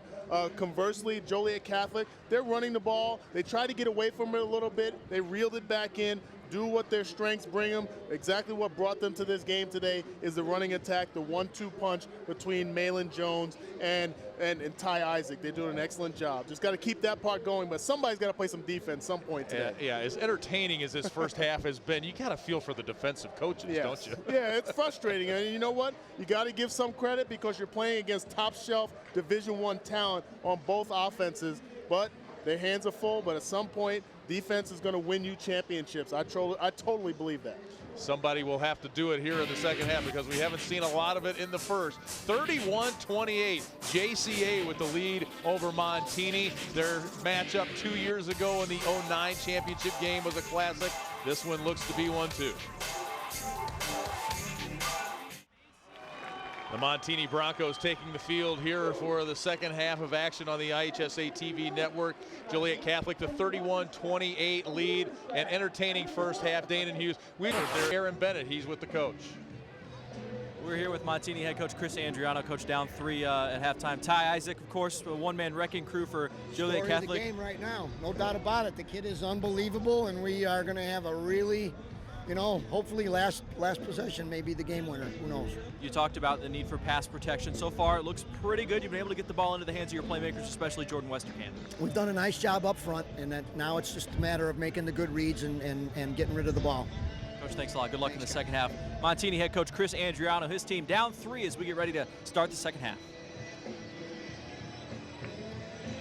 All right, Aaron, thank you very much. There's Ty Isaac. Hopefully he's pushing the fluids because he worked up a sweat and then some in the first half. I love hearing Coach Andriano talk. I love talking to him when we get a chance to talk to him during the week of the playoffs. 38 years at Montini, 33 years as the head coach. He says a lot of people think I came with the bricks, you know. And you look at the great program Joliet Catholic. It goes back to Gordy Gillespie and down through the years. And Chris Andriano is building the same kind of thing where the program becomes, I think it's even bigger than itself. I mean, kids, you know, they go through it, they graduate, they come back. There's a tradition there, and they've got that going at Montini now. And I asked him about that. He said it's all about good relationships and trust. Of course, winning is part of that, and the loyalty goes beyond the walls of the school and the alumni that come back and support these kids in the program years past their playing days. Exactly, and when you think about, like you said, over 38 total years, and that there are families whose dads and the kids and cousins and nephews are all part of the program. It's not just a team, it's a program that has been built over years and done a great job. Chris Andriano, excellent, and he just definitely deserves all the success that he's had so far. You get a look at the Hilltopper numbers, and in talking about the families, nobody embodies that more at Montini than the Westerkamp family. It's like Westerkamp Incorporated there. In fact, I noticed in one of the DVDs we got to scout, they bought a sign on the scoreboard. It's like sponsor wood, you know, part of the tradition at Montini since 1972 or 3, and proud to be a part of that. But that is, you know, that's the thing. Those family, 27 grads in the Westerkamp family, and Andriano has coached them all. John Rohde likes throwing to one of those Westerkamps, 243 yards passing. Oh, nice job. You know, he had the one mistake where he threw the interception, but the 2 touchdowns to Westerkamp, another great day in the making for him. They just have to figure out on defense, they have to figure out how to stop the offense. Offensively, just keep continuing to do what brought them here today, and that's Rohde being leading this offense, mixing it up, throwing it to all of his weapons, and keep putting points on the board. 6 titles, 8 title game appearances for JCA under that man, Dan Sharp. His Hilltoppers will kick it away. Isaac Brashoff will kick off. And he is a do-everything guy. He put all 5 of his first quarter kicks out of the end zone at Washington in the playoffs. Caught 2 passes in that game for 52 yards. Kicked all 8 extra points. 1 into the wind after a penalty from 38 yards out. Made a saving tackle on a kickoff for a second straight week. 45-yard punt. He booted toward the left sideline after fielding a low snap. This guy does everything for Joliet Catholic. I mean, beyond old school. He never comes off the field. Exactly, just a great weapon for Joliet Catholic. But what you're noticing is another dynamically, Joliet Catholic is kicking into with the wind at their back. So that means the high-powered passing attack of Montini will have the ball in the 4th quarter with the wind. Anthony Taylor kept that one that would have gone into the end zone, but he denied it and brings it out to the 28-yard line. So that's a +8 really for them. If he had let that go, it was going past the goal line. He caught it head high and brings it out and gives his team 8 yards they wouldn't have had. Exactly, and you know why he's able to do that is because the ball was kicked so low that he still had a lot of time to get up, and that's a nice job on the return. Every yard counts, and we've seen that in this ball game. All right, as the old Hawkaroo says, strap it down. We've got more offensive action coming your way. Westerkamp on the near sideline. Borsellino in motion. The give is to Dimitri Taylor.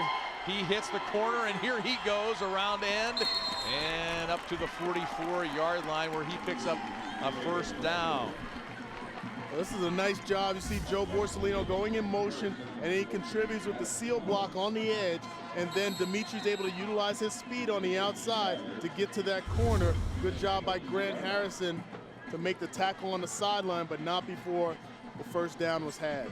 Dimitri Taylor, 112 yards, 2 touchdowns, and the semifinal win over Caneland. 1st and 10 from the 43. They'll try him around the other end. See if they can get a seal block down there at the end. He gets across the 45, inside the 45, fumbled it, but he was lucky that it rolled out of bounds, and it'll be first down Montini.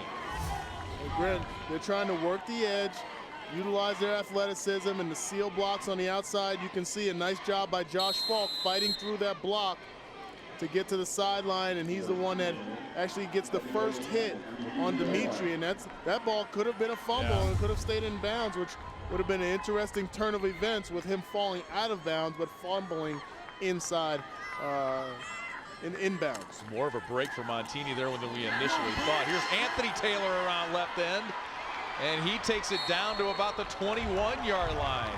They'll mark it at the 20. Pickup of 23. Montini on the move here in the opening moments of the third quarter. Well, just a nice job right here. Just a bubble screen to Taylor. One-on-one coverage on the outside. Adam Collins has a lot of space to cover. Makes a tackle eventually down the sideline. But that's how you take advantage of a defense. You recognize the coverage that they're in. One-on-one. Get the ball in space to your playmakers. Taylor comes through with another big play. Joey Borsellino starts behind center and now comes out to the near side, and it's Rhodey in the shotgun. 11-10 to go third quarter. Here's Anthony Taylor. Takes it inside the 10, breaks a couple of tackles, takes it across the goal line, and he's in for the score from 20 yards out. Nice job of breaking tackles, yards after catch, yards after contact. Excellent job. Anthony Taylor, Dimitri Taylor in this drive, both coming to play in this second half. And you can see this good blocking downfield by Borsellino, and then 1, 2, 3 tackles made. Starts celebrating just a little bit early, and he pays the price for it at the end. But that's a nice job and a great opening drive for the Broncos. Andrew Hart on for the extra point.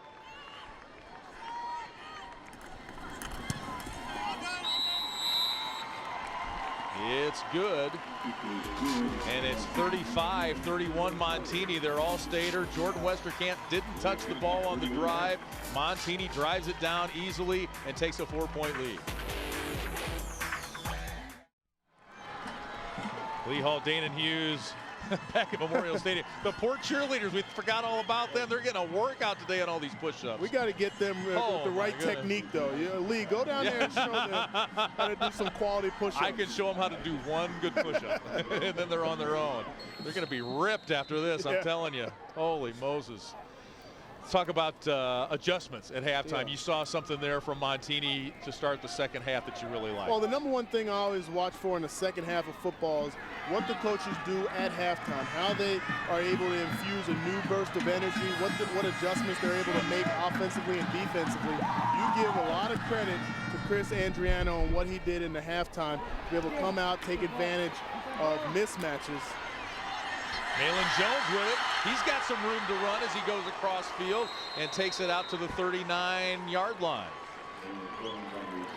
Nice job by Malin right there, and you can tell that the understanding, the adjustments that were made by Montini was try to pooch kick to eliminate big returns by Joliet Catholic, but that just shows the athleticism right there. We saw a whole bunch of Ty Isaac, and now Malin Jones comes through with another big play. Played very well offensively, blocking for Isaac. Defensively, came through with an interception and some quality plays on the defense as well. Here's Ty Isaac to the outside and runs out of real estate. Pushed out of bounds there. Joe Cioni with the little nudge out of bounds for Ty Isaac. 5th on Joliet Catholic's single season list, rushing with 2,114 yards coming in. He only needed 90 yards to move into 5th. I think he's well past that at 382. I don't think anybody expected him to climb that far up the list today. Malin Jones on the reverse, and it's sniffed out by Montini, and tackle there Mike Kaiser, number 50, or check that, number 60, Taylor DeSanto. Nice job up front. You can see Kyle Nestosowski does a nice job of sealing the edge, forcing Malin back inside to the rest of his defenders. And as you said, number 60 comes through with a nice tackle right there, creating 3rd down and 5. Good job defensively so far for Montini. Give it to Isaac. He finds a seam, has a first down, and into Montini territory. He'll be marked at the 45-yard line. A little bit more traffic to run through there for Ty Isaac. You can see they're just running that same play over the right tackle, and it's a nice job on the outside. Jake Jankowski's involved in the blocking scheme up front. Jalen Hansel, the right guard, number 61, also makes a quality play. I know you don't like the getting away from the strength, but a play action pass would probably kill right here. Malin Jones gets bounced around and then bounces outside. There's a flag as Malin Jones gets down inside the 10, still on his feet. He gets into the pylon, into the end zone, but marched short of the end zone. The flag could bring it all back.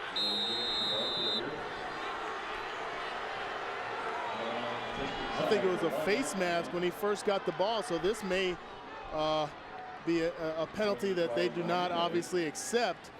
Looked like Malin Jones, as soon as he got the ball, his face mask was pulled, and he still had enough drive in those legs to get the huge gain inside the 1-yard line. Yeah, it looks like they're staying down there, so it is against Montini. Defense, half the distance, first down. You can see right here from this angle, he gets the ball on the draw. Whoa. Johnson grabs his face mask. And how about the balance right there? And then still keep his feet, hold on to the ball, open field speed, violent on the sidelines, breaks a tackle.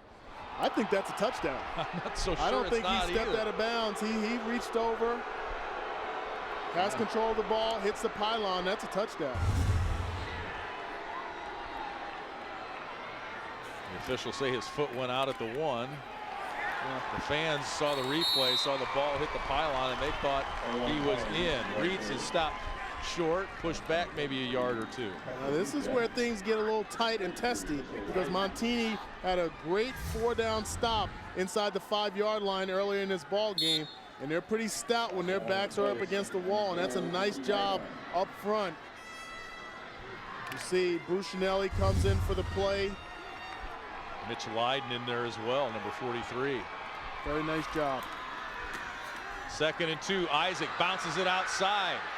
He's got a couple of Broncos in hot pursuit, but he gets in for the touchdown. Nothing like running 30 yards to get 3 yards, but a nice job by Isaac, showing his speed, very elusive, good power also. Breaks a few tackles right there, 1 tackle. Looks like Montini had him bottled up, and he able to squirt through at the last minute and hit the pylon for the score. That's his 5th touchdown of the day, the first one that he scored from Montini territory. Everything else has come from the other side of the 50. Grassoff in for the extra point to make it 38-35. And it's good. The numbers just keep piling up for Ty Isaac. That's a good season for a lot of players. Yeah, great job. And the yards per carry, 16 rushes only for almost 400 yards. And like you said, 5 touchdowns. And I think the toughest touchdown he had was this one right here. I agree. Yeah, a lot to go through, and right there, it looks like they have him bottled up. They're moving him, and what you want to see when you have a potent running back, Lee, you want to make him go east and west. Run him sideline to sideline. Don't let him get downhill. They accomplished that, Montini, the defensive line, but they just couldn't stop him from squirting those 3 yards.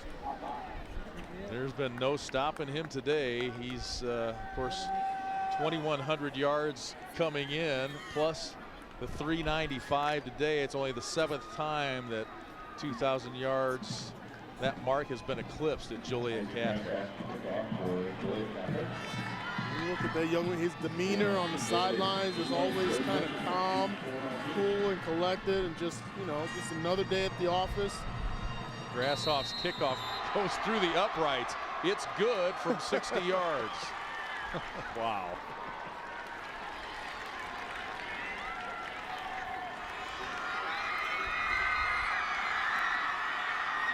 Talked about one of the keys in coming out after halftime was defense. And that hasn't been displayed yet. And you got to give credit to both offensive coaches and the offensive line especially. We don't talk about those guys enough in the trenches. They're doing an excellent job for each team. Montini now trying to answer. It was Borsellino in the shotgun. He gives to Anthony Taylor, and a good first down run there. Picks up about 12. Nice job. Matt Mimosa was on the tackle down there. Comes from the far side defensive tackle to make the play after the 12-yard gain. 6'2", 240-pound junior at that defensive tackle position. First and 10 from the 32. That gives to Dimitri Taylor. He's got real estate. And down into the Joliet Catholic territory across the 50-yard line is Dimitri Taylor, who's quietly having a good day. 21 yards there, 129 on the game. It's a nice little draw up the middle. You can see the play on the left tackle. Doing a great job. David Sarkan, we haven't said his name much, but he's been very effective in this ball game. Fred Bogart is in at the left guard as well. Little quick hit to Anthony Taylor again. He picks up about 5. Well, Montini saw this last week. Kaneland did a good job against Jordan Westerkamp, took him away. He didn't have a catch until the 4th quarter. Look at that crackback block by Mark Georgianis, I'm sorry. Comes in with a nice clip, but he's able to make the play and open up the just enough of a crease for Dimitri to get down. Creates 2nd and 5. And just the point is that they have gone through this before and spread the offense around and can work if Jordan Westerkamp is double teamed and taken away, and they're doing a good job of that here, particularly in the second half. Looking for Anthony Taylor. He's open on a little fade route to the sideline and has a first down at the 22. Actually, Josh Falk, the defensive end, was responsible for guarding Taylor out of the backfield, and actually was well covered right there. It just looked like he misjudged the ball. You can see just a wheel route on the outside. Westerkamp is running a post, has the attention of both the safety and the corner, leaves it one-on-one on the outside. Nice throw and catch for Montini. Anthony Taylor now the leading receiver with 7 catches in this ball game. Westerkamp has more yards, but more catches for Taylor. This is Dimitri Taylor. He breaks a tackle and gets bounced down. Might have got a little help there with a push down to the 6. Looked like Austin Bolton came up from the linebacker position. Instead of wrapping up, kind of pushed him forward for an additional 5 yards on this drive. And you're seeing they haven't targeted Westerkamp at all, and that's, you got to give a little bit of credit to the defense and Joliet Catholic. The double coverage is allowing the other guys to kind of showcase their talents. Borsellino the carry, not much there. 81, his 2nd goal.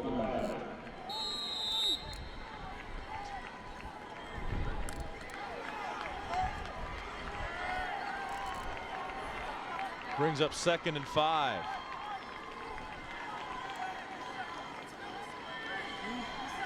It's the Joe Cat. Borsellino will throw for Westerkamp. He's out of bounds. And incomplete nonetheless. We try to run a fade route one-on-one, and that's the only way they're going to get one-on-one coverage with Westerkamp, is to run the out-breaking routes on the outside where he can stay isolated with the cornerback. Nice job on the outside, squeezing to the boundary. I thought John Rohde, you can see, he knows exactly where he is. The ball's just thrown a little bit far and couldn't hold on to it as he went to the ground. But I thought John Rohde took a little bit too much time getting the ball out, tried a little half roll, and couldn't get it out. There's not enough time when you're that close to the end zone. Rohde throws back across to Westerkamp, who runs right under it for the touchdown. What a pretty play back across the field against the grain. Rohde to Westerkamp, and Montini's back on top. Very nice job. He came with the half roll and tried the fade route on the previous play. And they bring Westerkamp across from the right side of the screen, and you can see he does a nice job, ball skills, catches the ball with his hands. Tough place for Brody Wilhelmy to be. Playing well at that defensive back spot, but just could not make the play there. Borsellino tried for Westerkamp out of the Joe Cat. Brody finds him on that play, and Montini goes back on top, 42-38. It's a back-and-back heavyweight battle here. Montini with the 4-point lead, plenty of action left.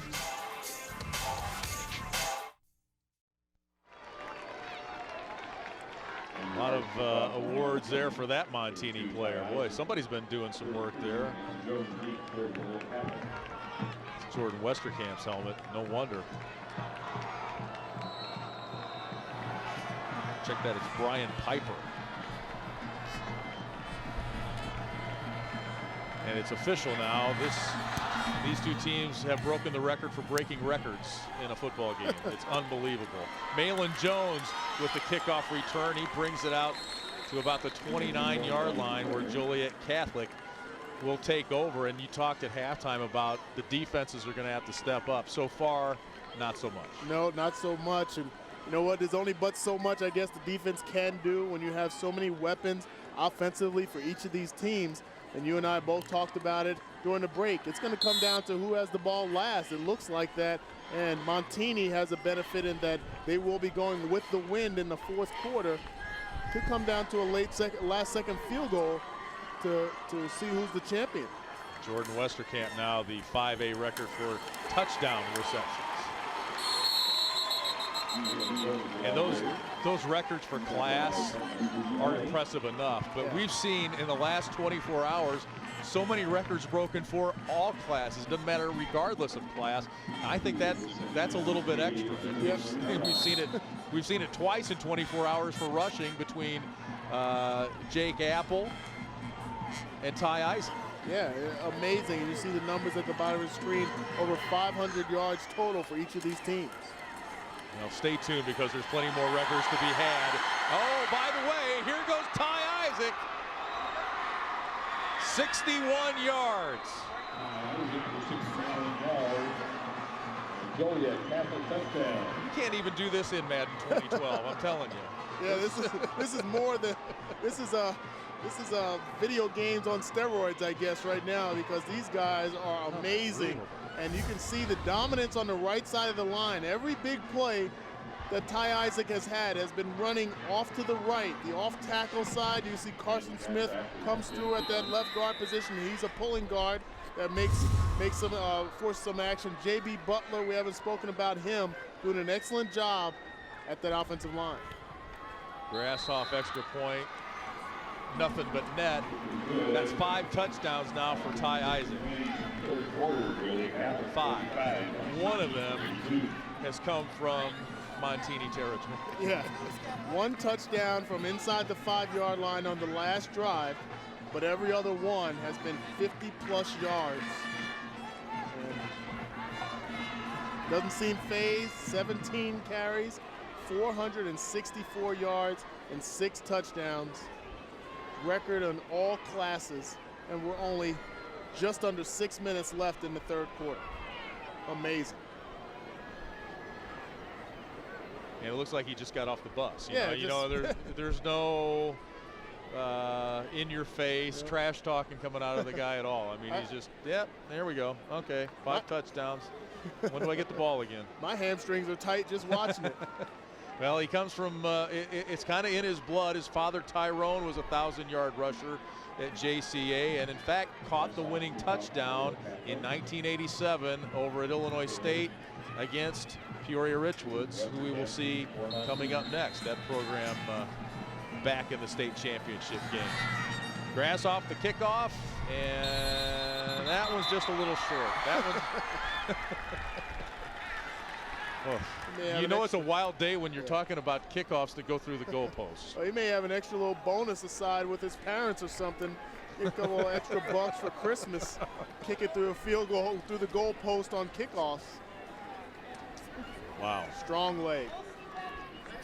This is something. And these are the 2 best teams in 5A, 2 of the best teams in the state. Their defenses have been stalwart all year, and there's just no way to stop these offenses today. That one just a little high for Anthony Taylor. Otherwise, he had nobody but the back judge between him and the goal line.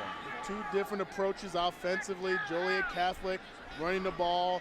Pretty much all of their guys are lined up inside the tight end brackets and inside the hashes, and the speed displayed by Malin Jones and Ty Isaac, mostly up the middle and off tackle through all defenders. And then conversely, you have Montini coming out and spreading things out. Run game, bubble screens, wheel routes, different mixture and blend. 2nd and 10, complete to Westerkamp. He's got a first down and more, and steps out at the 42-yard line. First we've heard from Jordan Westerkamp in a little bit. He had 6 catches, 80 yards, and a touchdown as a sophomore against Joliet Catholic in the state title game. It's a nice little hook route. You can see he does a great job. Watching Jordan Westerkamp with the ball in his hands after the catch is just a treat to see, and he does a great job. He just picks the ball right out of the air like it's a tennis ball rather than a football, and then knows exactly where he needs to go once he has it in his hand. Brody to Borsellino. He's still on his feet, breaks a tackle inside the 40 all the way down to the 32-yard line, just inside the 32. They'll now mark it at the 31. You said something earlier, and I just want you to reiterate it. Catch the ball with your hands. Well, duh, of course you catch the ball with your hands, but tell people what you mean by that. Well, I think, it's very underestimated when you talk about wide receivers.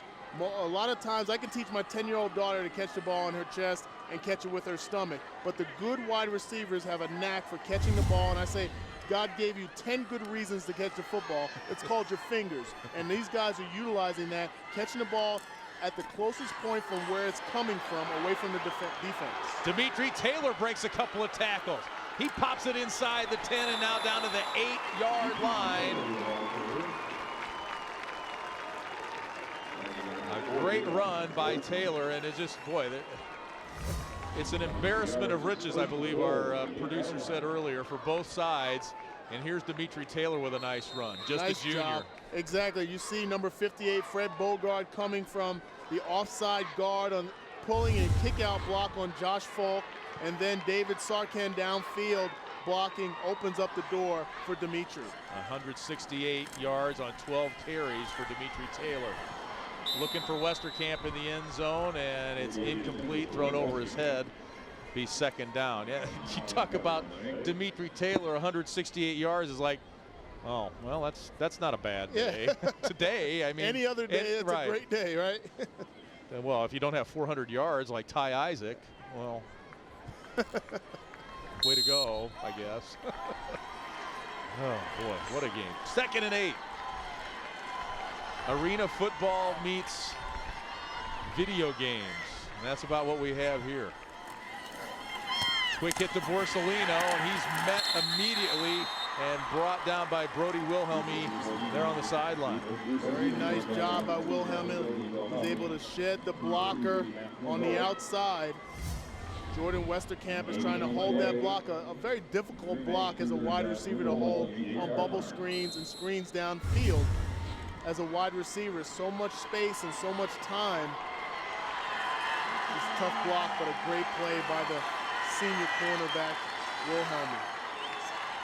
3rd and goal from the 8. We had movement on Montini, and it will be whistled. And that'll be a penalty against the Broncos. Dead ball, false start, offensive line.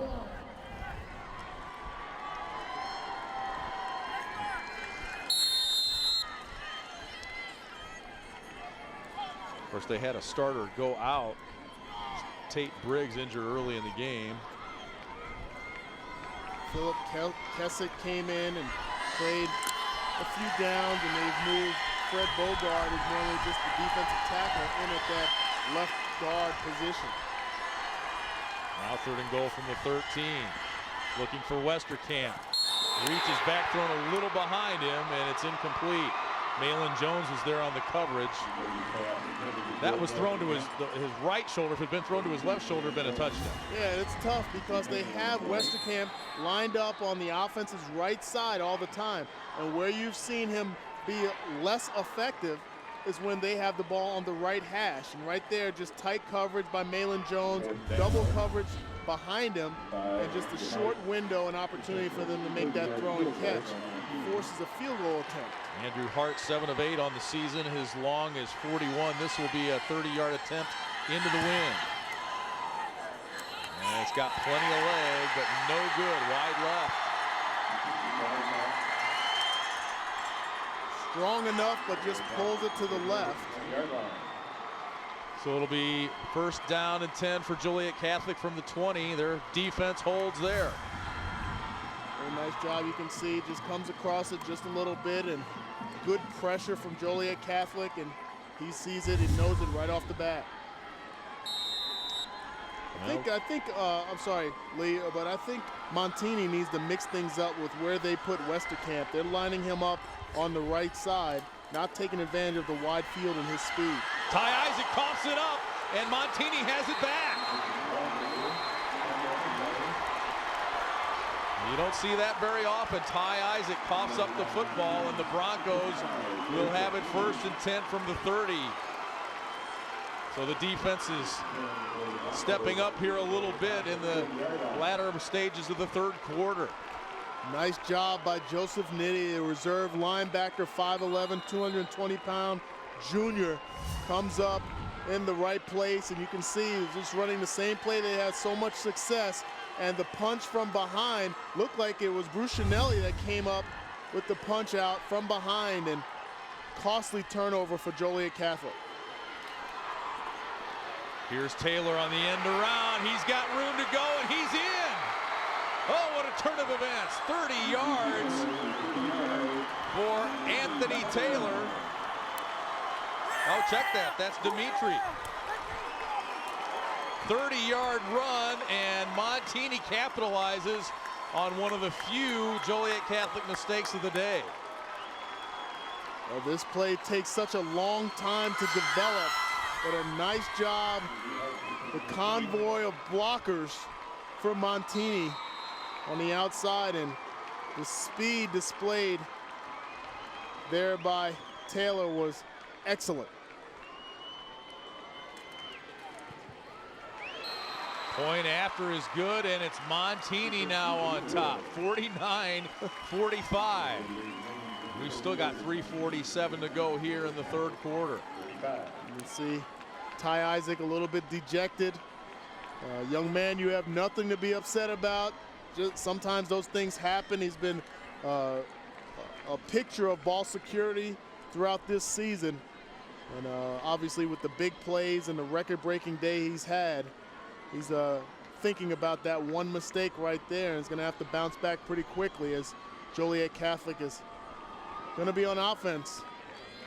Yeah, pretty hard to imagine a guy with 474 yards and 6 touchdowns could be dejected, but that tells you something about the young man. The best thing for him is to get the first carry and get back on the horse.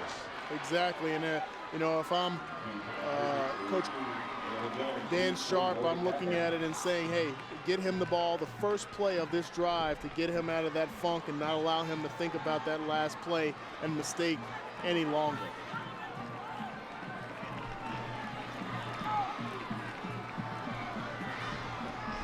$49-45. It just boggles the mind to look at the numbers. 3:48 left in the third. Hope you're enjoying this one from Champaign. If this is any indication of the way the day is going to go, you are in for a treat. Malin Jones from the 5.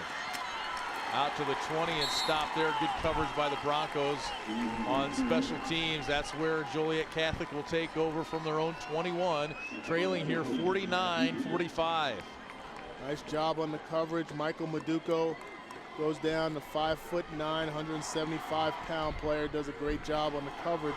Exactly what they needed. Could not afford to get a big gain. Right now, Montini has the momentum. Able to seize it after the turnover. and convert it for a touchdown. This is a key drive of the ball game right here. Give us to Malin Jones. He's got room to run and close to a first down as he's out across the 30, and then a little extracurricular activity after the whistle.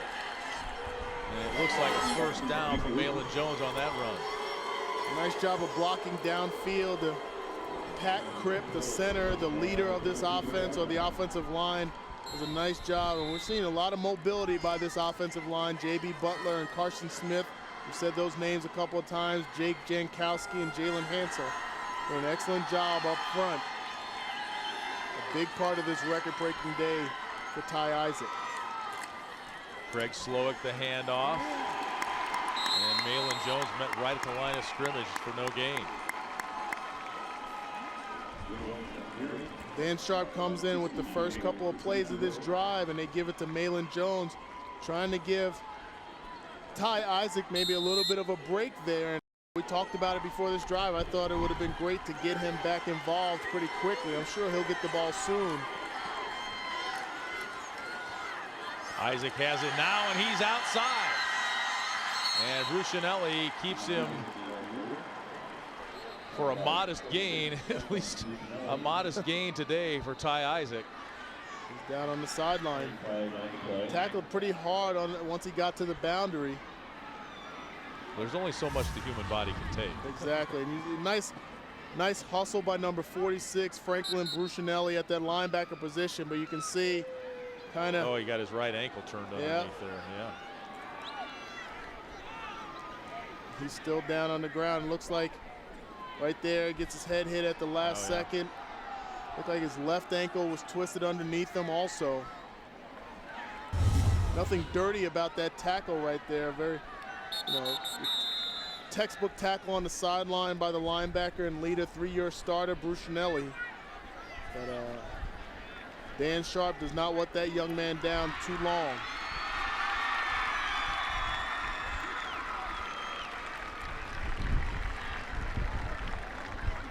Ty Isaac's up, but still kind of feeling the effects of that run. 474 yards and 6 touchdowns on the day.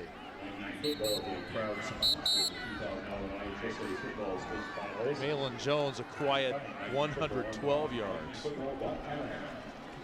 Malin Jones 112 yards. We talked about Dimitri Taylor and what he's brought to the ball game, and it's amazing how much that's overshadowed by that young man right there. 19 rushes, 493 yards. Just updated the stats with that last run. That is a IHSA state championship record for all classes. Here's Reitz with the carry. He's got some room to run. A little stiff arm action there.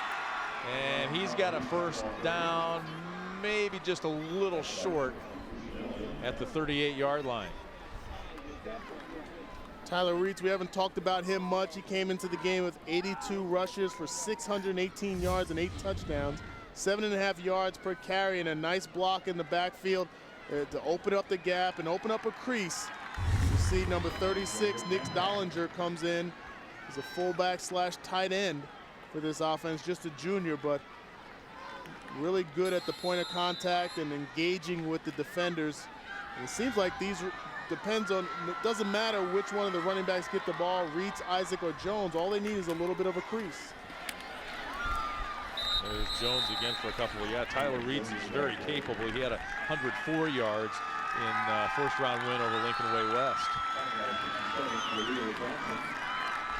It's been a different ball game offensively when you look at how Joliet Catholic has fared and what plays have worked for them. Obviously, the passing game has been a non-factor, but running over the right side of the offensive line, Jake Jankowitz, Jalen Hansel, that right side really done a nice job.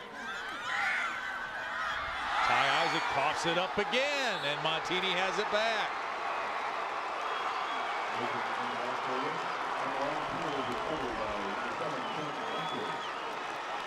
Amazing record-setting day for Ty Isaac, but the last couple of times he's touched the football,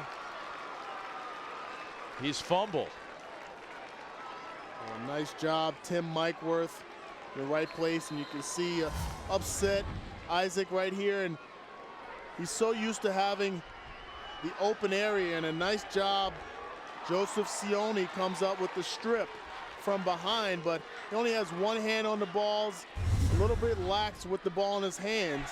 Has to protect it, do a better job of protecting it in traffic. Rhodey flushed out of the pocket. Here he comes across the 40, and he'll go out of bounds at the 45-yard line. A pickup of 16. Rhodey, a heads-up play. We don't talk a lot about him running, but we've seen it a couple of times today where he's made the run when he had to.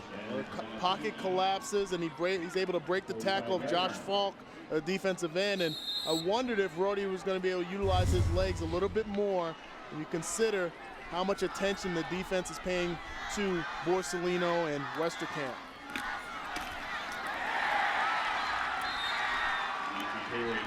Not much that time for Dimitri Taylor. Nice hit there by number 40, Alston Bolton, coming up from that linebacker position. There's Joe Sione, the guy that ripped the ball away from Isaac on that one. Well, even Superman had kryptonite, right? Yep. And Ty Isaacs had a couple of fumbles here in the second half. Time running out, third quarter. 2nd and 10 for the Broncos. They lead it by 4. Sione looking for Westerkamp, makes a great play. Adam Collins didn't turn for the ball, and Westerkamp made a whale of a catch there. Comes off the field holding his wrist. Looks like he's in some serious pain on the sideline. Hopefully it's not too serious of an injury. Let's take another look. One-on-one on the outside, shakes the defender at the line of scrimmage, goes up at its highest point, catches the ball, and falls down. Elbow? Looks maybe the elbow. Here's Borsellino running the fly route down the right side and just overshot it there. Take another look. He may have just hit his funny bone. If you hit it on that turf, that would really hurt. It rings all the way down to your wrist, so you're right. But looking at this catch, a nice job. He catching no chance for Adam Collins right there. 5'11", going against a 6'1" wide receiver. Catches the ball so well with his hands. Goes up for it like a rebound, and I think you're right, Lee. He may have hit his funny bone on the turf, but he's back on the field now. You ever wondered they call it a funny bone? It's not very funny when you hit it, though. Definitely it's not fun. Nothing funny about it. 13 seconds to go, third quarter. Here's Westerkamp on a little end around, and nothing doing there. Dominic Allen with the tackle. Might have gotten back to the line of scrimmage. And that'll do it for the third quarter. Man, oh man, what a game. 49-45. We've still got 12 minutes to go. Dana Hughes is worn out. He's sitting down up here. Don't go away. We've got the fourth quarter for you coming up next. Welcome back to Memorial Stadium. Still 12 minutes to go in this one for a state championship in Class 5A, and it has been a wild one. 49-45 Montini leading Joliet Catholic. 3rd and 11 for the Broncos. They try to build on that 4-point lead. Joey Borsellino, the catch at the 20. He's at the 5. Touchdown, Broncos. Rhodey to Borsellino for the touchdown, and it's 55-45 Montini. Well, this is just a well-executed play with Borsellino coming across. We've seen multiple plays thrown to the sideline. Wheel routes, fade routes. First time that they choose to come across man-to-man coverage. Very tough for any defender to carry a receiver all the way across the field. Nice throw and catch for the score. Andrew Hart to attempt the extra point with the wind at his back.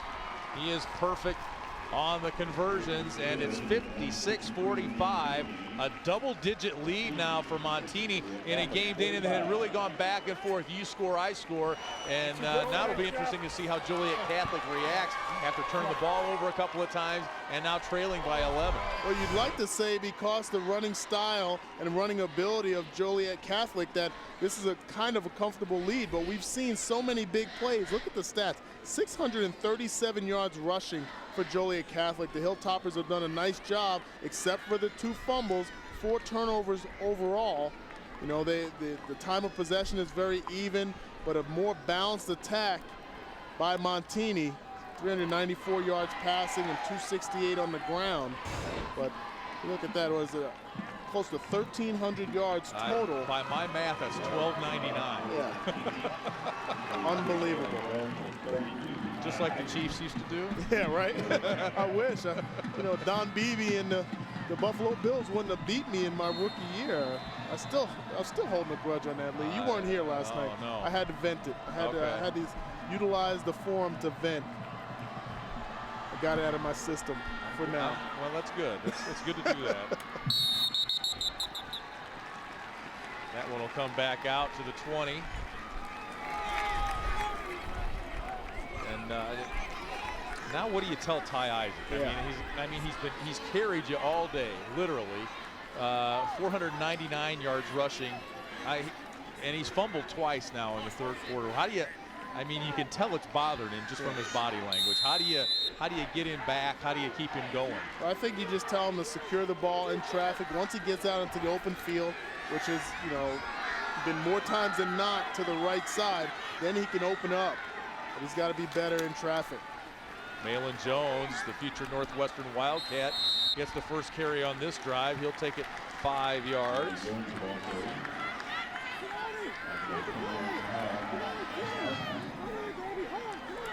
Malin Jones had a big day. He's over 120 yards rushing now.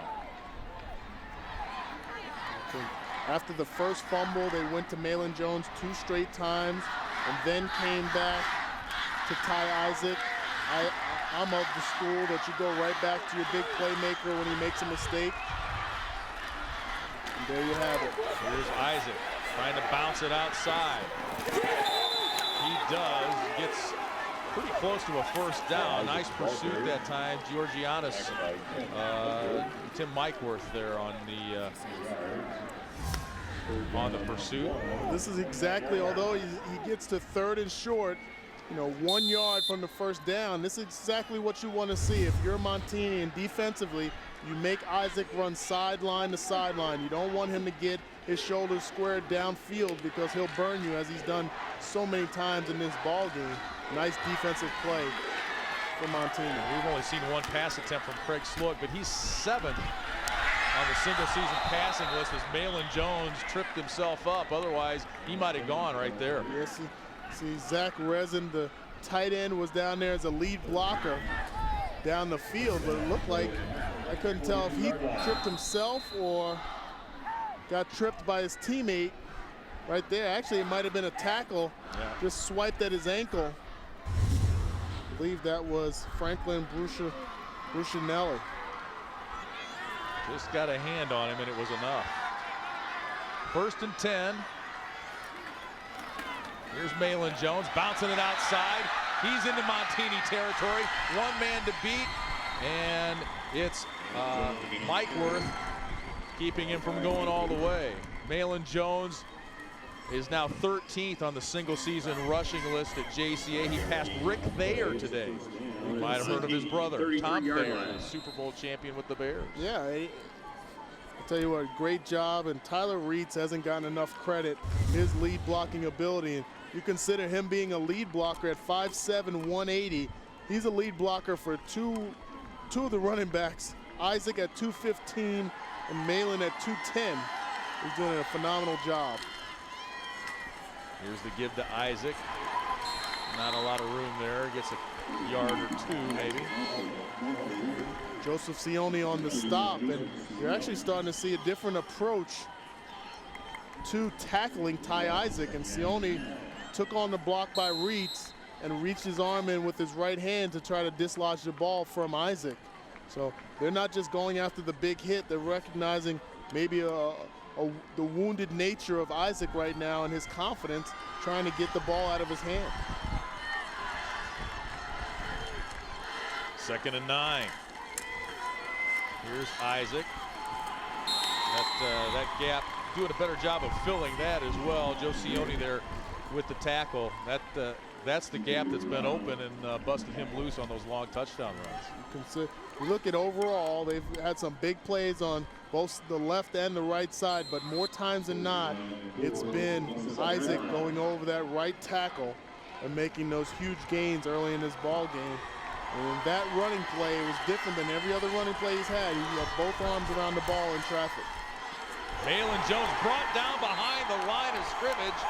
Mike Kaiser right there to nail him from behind and drop him for a loss.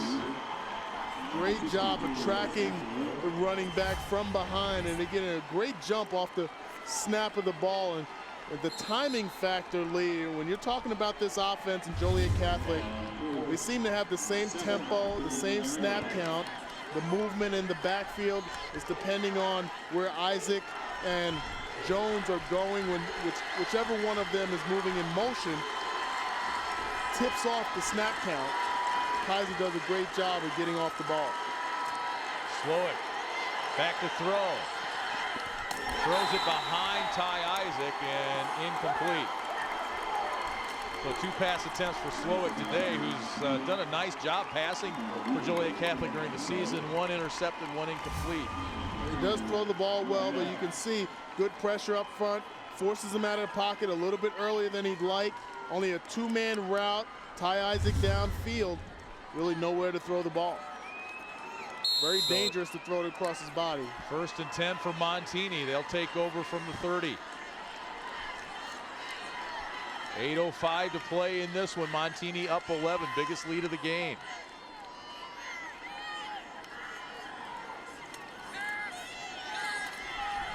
Rhodey gets Westerkamp on a little comeback route, and he's got room to run cross field. He's down to the 30. He's got 1 man to beat, and he does.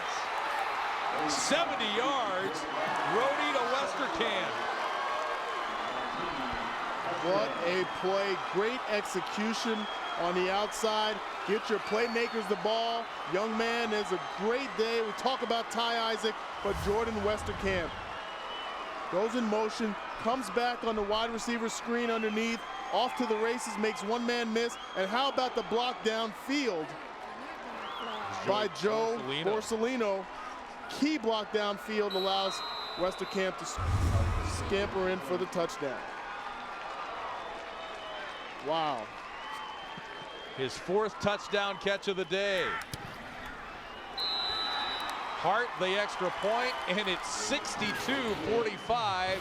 And what was a hard-fought, close ball game is now an 18-point lead for Montini.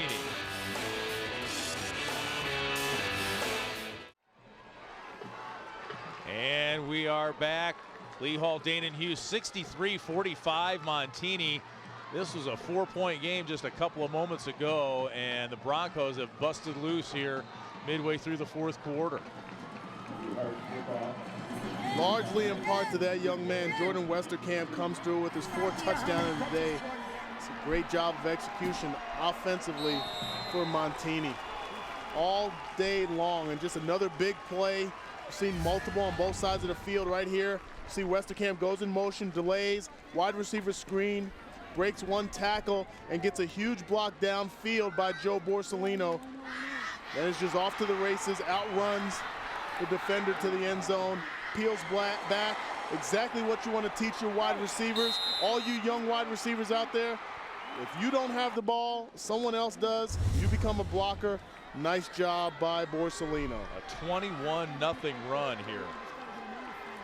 It was 45-42.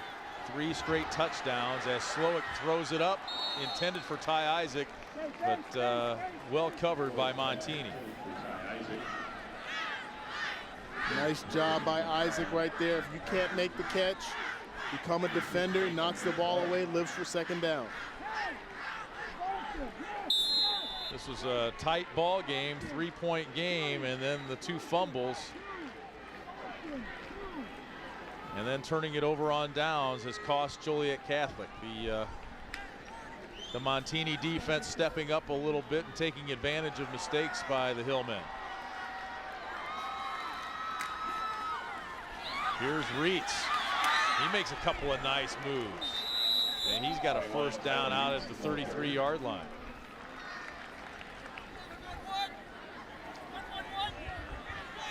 Looked like Westerkamp really laid a hit on him at the end of that run, too. They brought Westerkamp in on defense and, going to mix him in to try to slow down this Joliet Catholic offense. The big playability, at least his speed. He comes out for a little breather right now, but at least his speed could help nullify some of those big plays by Isaac and Malin Jones. 7:22 to go in this one. Montini going for their third straight state championship. Correct. The clock. Show that last graphic about the defensive stances over these last 3 times that Joliet Catholic have had the ball. But let's not forget, early in this ball game, 2 goal line stands or inside the red zone. Montini came through, 4th down and 1 from the 1-yard line, had the big stop, and then the interception in the end zone early on. The offensive numbers just boggle the mind here today, and some tough sledding inside there for Joliet Catholic and Ty Isaac.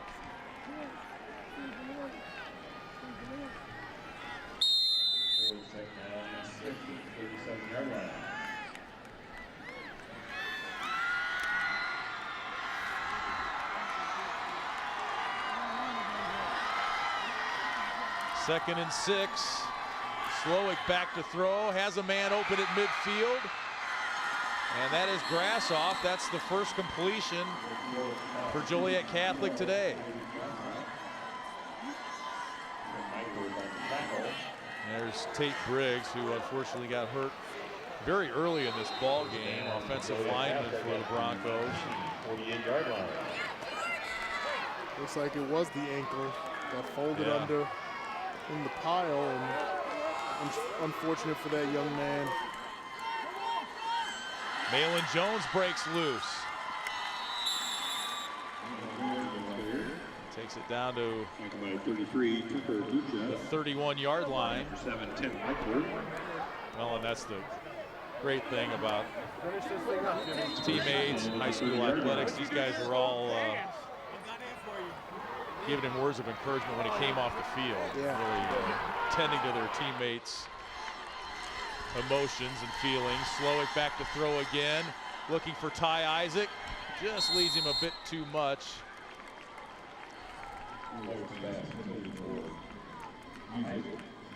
Boy, how quick this game changed. Couple of turnovers, and Montini's defense forces Joliet Catholic to turn it over on downs. And boom, boom, boom, it's a 18-point lead. You talk about Montini and their defense, and when you have a running back or your opposing running back going over 500 yards rushing, normally don't say that it's been a good defensive day, but you do have to give Montini credit. Defensively, in this 4th quarter, started actually in the 3rd quarter with the first fumble. They've been pretty stout.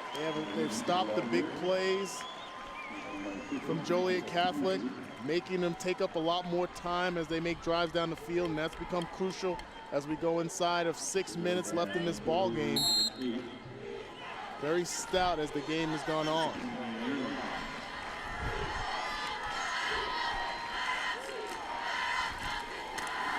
We give to Isaac, and he's met right at the line of scrimmage. That's Brucianelli with the defense there. Really their leader, the only returning starter on defense for Montini. 3-year starter. Joliet Catholic takes timeout with 5:35 left. This game changed very quickly for the Hillmen. They trail it here 63-45.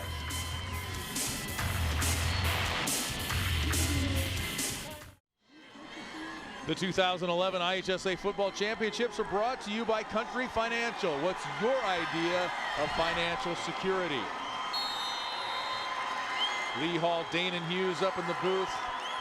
Sophia Minert, Aaron Bennett downstairs. Hope you're enjoying the IHSA 5A state championship game. Slowick back the pass, and he is sacked. And this Montini defense, I talked to a coach, Richwood's coach Roland Brown, earlier this week about their defense, and they haven't always had the best defensive efforts as far as looking at points and points allowed, but when the defenses had to play well, they have, and that's what you could say about Montini here today. Exactly. You know what? And like we said in the last segment, 500+ yards rushing by one player.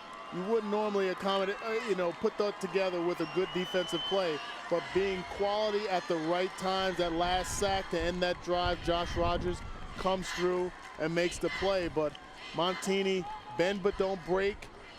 It looked like they could have been broken early, but you give credit to this team. Coach Chris Andriano did a great job preparing these young men, and they stepped up in great fashion. 21 points off turnovers for Montini. Ty Isaac, a record-setting day, but those two fumbles do loom large in this game.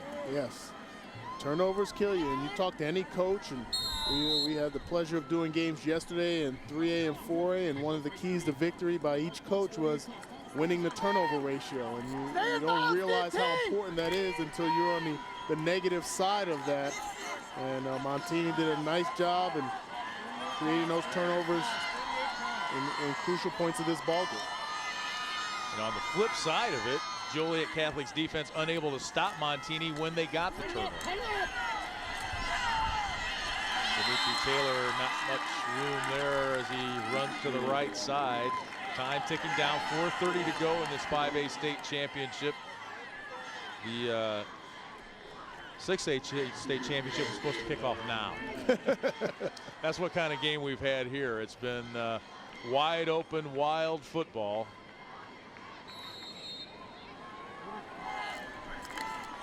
Of course, Montini throws it a lot. Joliet Catholic doesn't, but Montini's had a lot of success throwing the football today. I'll throw some of those numbers at you after this play. Looking for Joey Borsellino, well covered that time. Brody Wilhelmy on the far sideline. Borsellino a little slow to get up. John Rohde, 28 for 43, 493 yards passing, 6 touchdowns. We've kind of overlooked that because of the great day that Ty Isaacs had. 512 yards rushing and 6 touchdowns. Rohde's done a great job of leading this team offensively for Montini, and smart decisions, utilizing his playmakers. Andrew Hart back to punt on 4th down.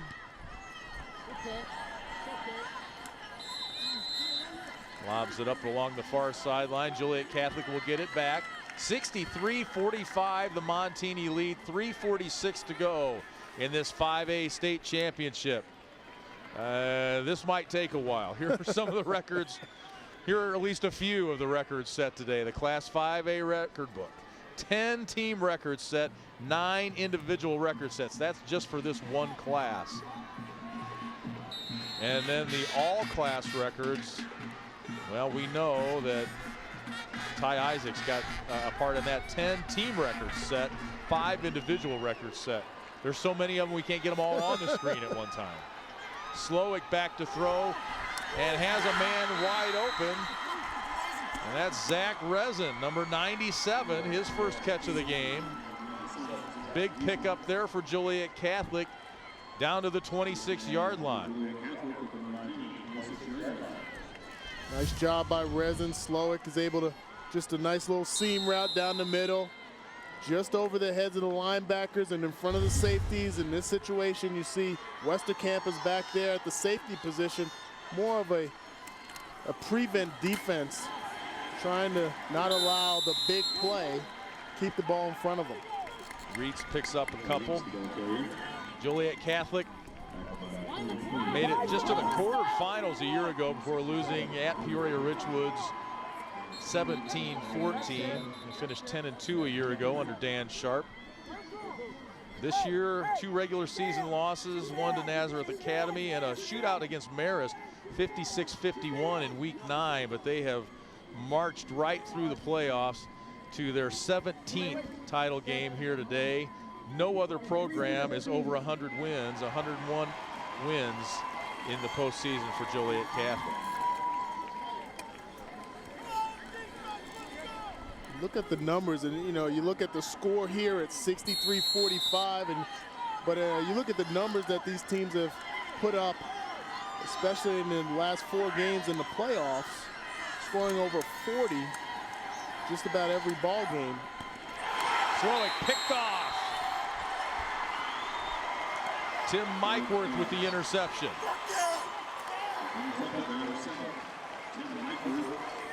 Second interception of the game for Joliet Catholic. There's good zone coverage in the back end. Not too many windows for the wide receivers to get open. Malin Jones, the intended target. Mike Worth makes the play for another turnover for Montini. Slowick had no interceptions coming into this ball game. Has a couple today, and you can hear the Montini fans cheering three-peat. And they're only 3:02 away from that. Rohde from his own end zone. Looking for Westerkamp, has him, and he gone. 94 yards.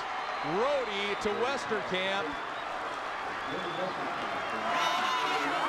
And that makes it 69-45. Don't close that record book just yet. We might have a few more records to rewrite. Dan Sharp said we have to figure out a way to stop that young man from getting the ball and being the impact player he's been for this Montini team all season long. A great job, a nice throw and catch on the outside. John Rohde adds to his numbers with a huge play down the sideline, and there's another big play and a phenomenal day for the Broncos and Jordan Westerkamp. Well, and John Rohde, as the extra point attempt is up and good. A guy that only played 4 regular season games, and now this is his 5th playoff game. So really just a regular season for his career at Montini, but he's going to be remembered for a long time in the impact he made in just a short amount of time. Yes, he did. You know what? To be able to come on and consider where he's been this season and being able to come back from the injury that he sustained, lead this team to throw the ball well, to be able to lead this offense specifically. Just great numbers for him today, and just a great ending to his high school career. Very smart young man in a complicated offense, but he has a great arm, and he's displayed that time and time today. Chris Andriano calls him the silent assassin. He doesn't say much, but his ability to read defenses and make the throws. Wow. And Jordan Westerkamp, well, you could talk all day about him. We'll be seeing him in the Big Ten beginning next year at the University of Nebraska.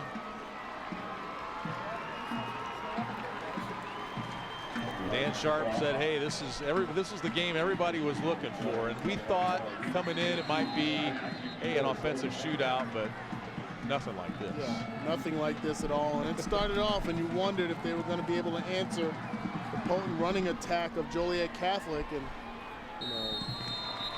they did an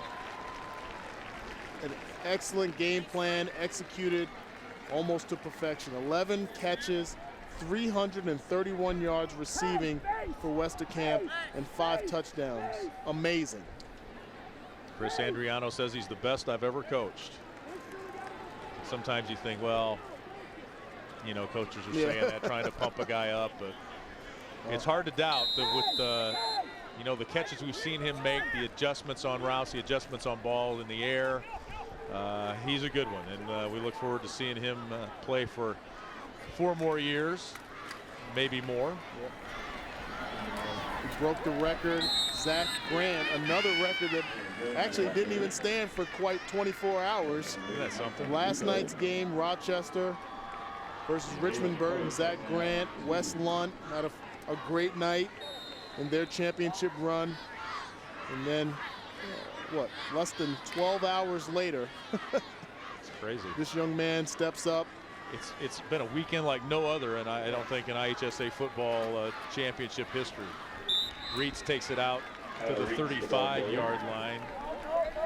Tell me how you think these guys will do. You've seen a couple of guys out there today.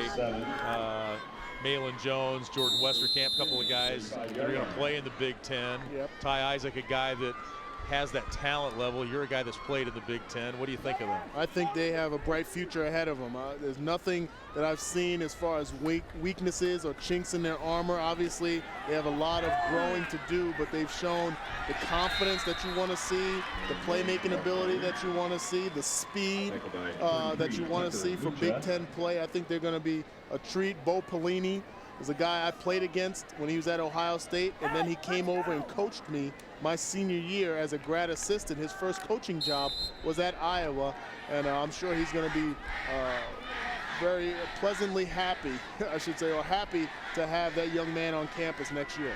Yeah, Jaleel Johnson, another guy that's headed to the Big Ten.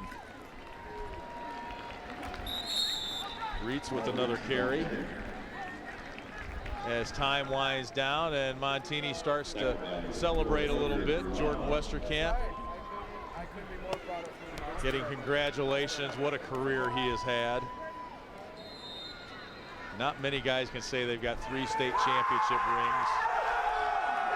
Chris Andriano gets an early shower. Luckily, it's not a typical November day here in Champaign, although that was a little cold. Yeah, and you can see, you can read his lips right there. It's cold. Yeah. We went from Black Friday yesterday to gray Saturday today. It's overcast, but not real cold. Chris Andriano. You get 3 straight state titles. Yeah. Maybe next year he'll say, okay, guys, let's ease off the Gatorade pour, the water. Maybe wear a heavier jacket Yeah. next year. Got to hire some extra security so that doesn't happen after you win 3 straight. Kind of come to expect it. And Dan Sharp and the Joliet Catholic, you know, wandering the sideline over there. You can only wonder what he's thinking. You know, an incredible year. I mean, you talk about Joliet Catholic, 13 state titles. No school has more in the state of Illinois. The expectations are so high, and to get back here year after year, it's a disappointment. But you know, he's carried on a tradition that was begun by Gordy Gillespie. He gives a big hug to Tyler Reitz, his running back, senior. As time runs out on this one, and it was a game that they'll talk about for years to come, the offensive game of the century. Every game's a game of the century. I'm not sure. It'll be a long time before this one's topped. 70-45.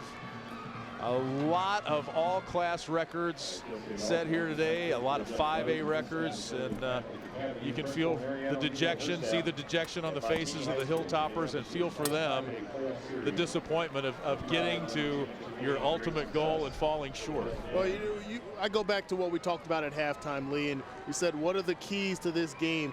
At halftime, we said somebody's going to have to play some defense.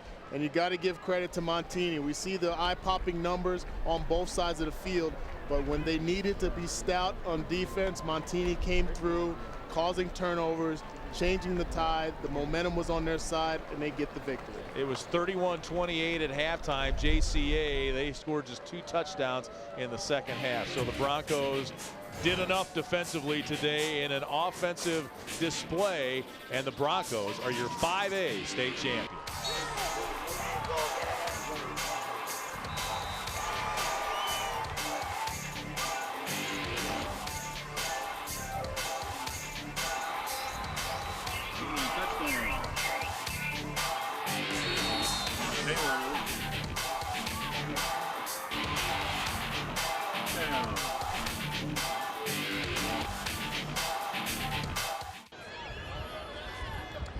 What a way to start our Saturday of high school championship football. Montini with a 70-45 win over a very disappointed Joliet Catholic team. Obviously, both teams have so much to be proud of. An unbelievable performance by two of the state's best, and clearly the two best in 5A, but Montini holds on for a 25-point win. The first half looked like it might be the Ty Isaac show. He ran for more than 500 yards. The second half belonged to Jordan Westerkamp and the Montini Broncos. He caught for 331 yards and 5 touchdowns. Certainly a lot to be proud of for Joliet Catholic. The Hilltoppers fall just short of their 14th state championship. Head coach Dan Sharp was going for his 7th as head coach, but again, they fall one win short here. They lose 70-45. Let's send it up to the awards stand and watch Joliet Catholic receive their runner-up trophy.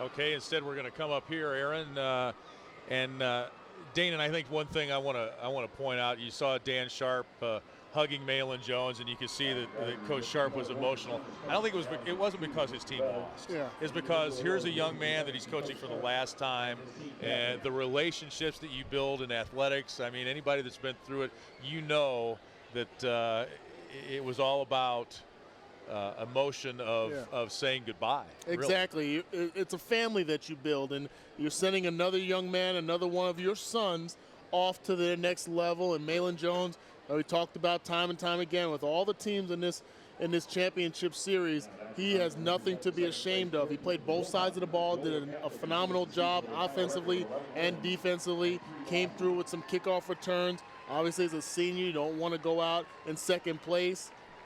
Very emotional for these young men, but they have nothing to hang their heads about. They came out and they played well today. They just couldn't bring it through. It's levels of expectation, and at Joliet Catholic, anything less than a state championship is not reaching that goal, and you can appreciate that. And you see these young men, and they're dejected, and they don't really want the second place trophy, and we're not going to celebrate it. Someday they're going to look back on this and say, wow, that was a pretty cool thing we did, and a lot of teams would trade places with us. Let's go to Jeff Fritzen, our PA announcer, to meet our 5A state champions for 2011.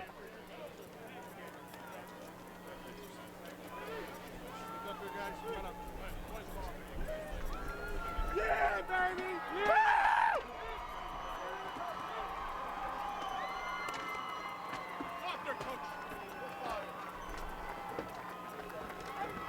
Mr. Nagel and Mr. Connor will present a special medallion to the administrators, and individual awards will be presented to Coach Andriano and his team captains.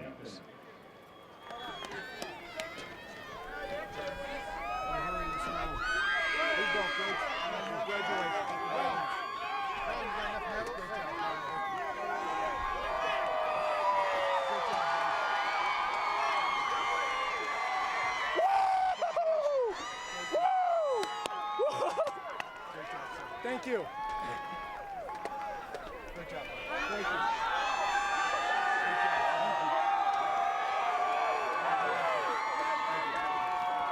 Now Mr. Nagel will present this year's state championship class 5A team trophy to the Broncos of Montini, who finished the season with a final record of 12 wins and 2 losses and their 3rd consecutive state championship.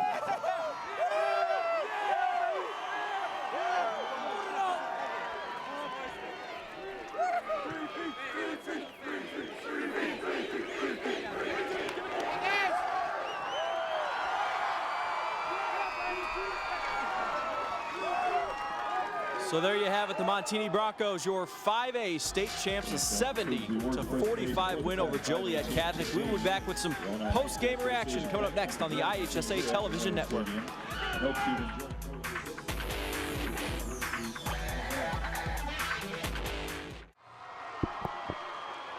And we are back at Memorial Stadium, and boy, poor Ty Isaac.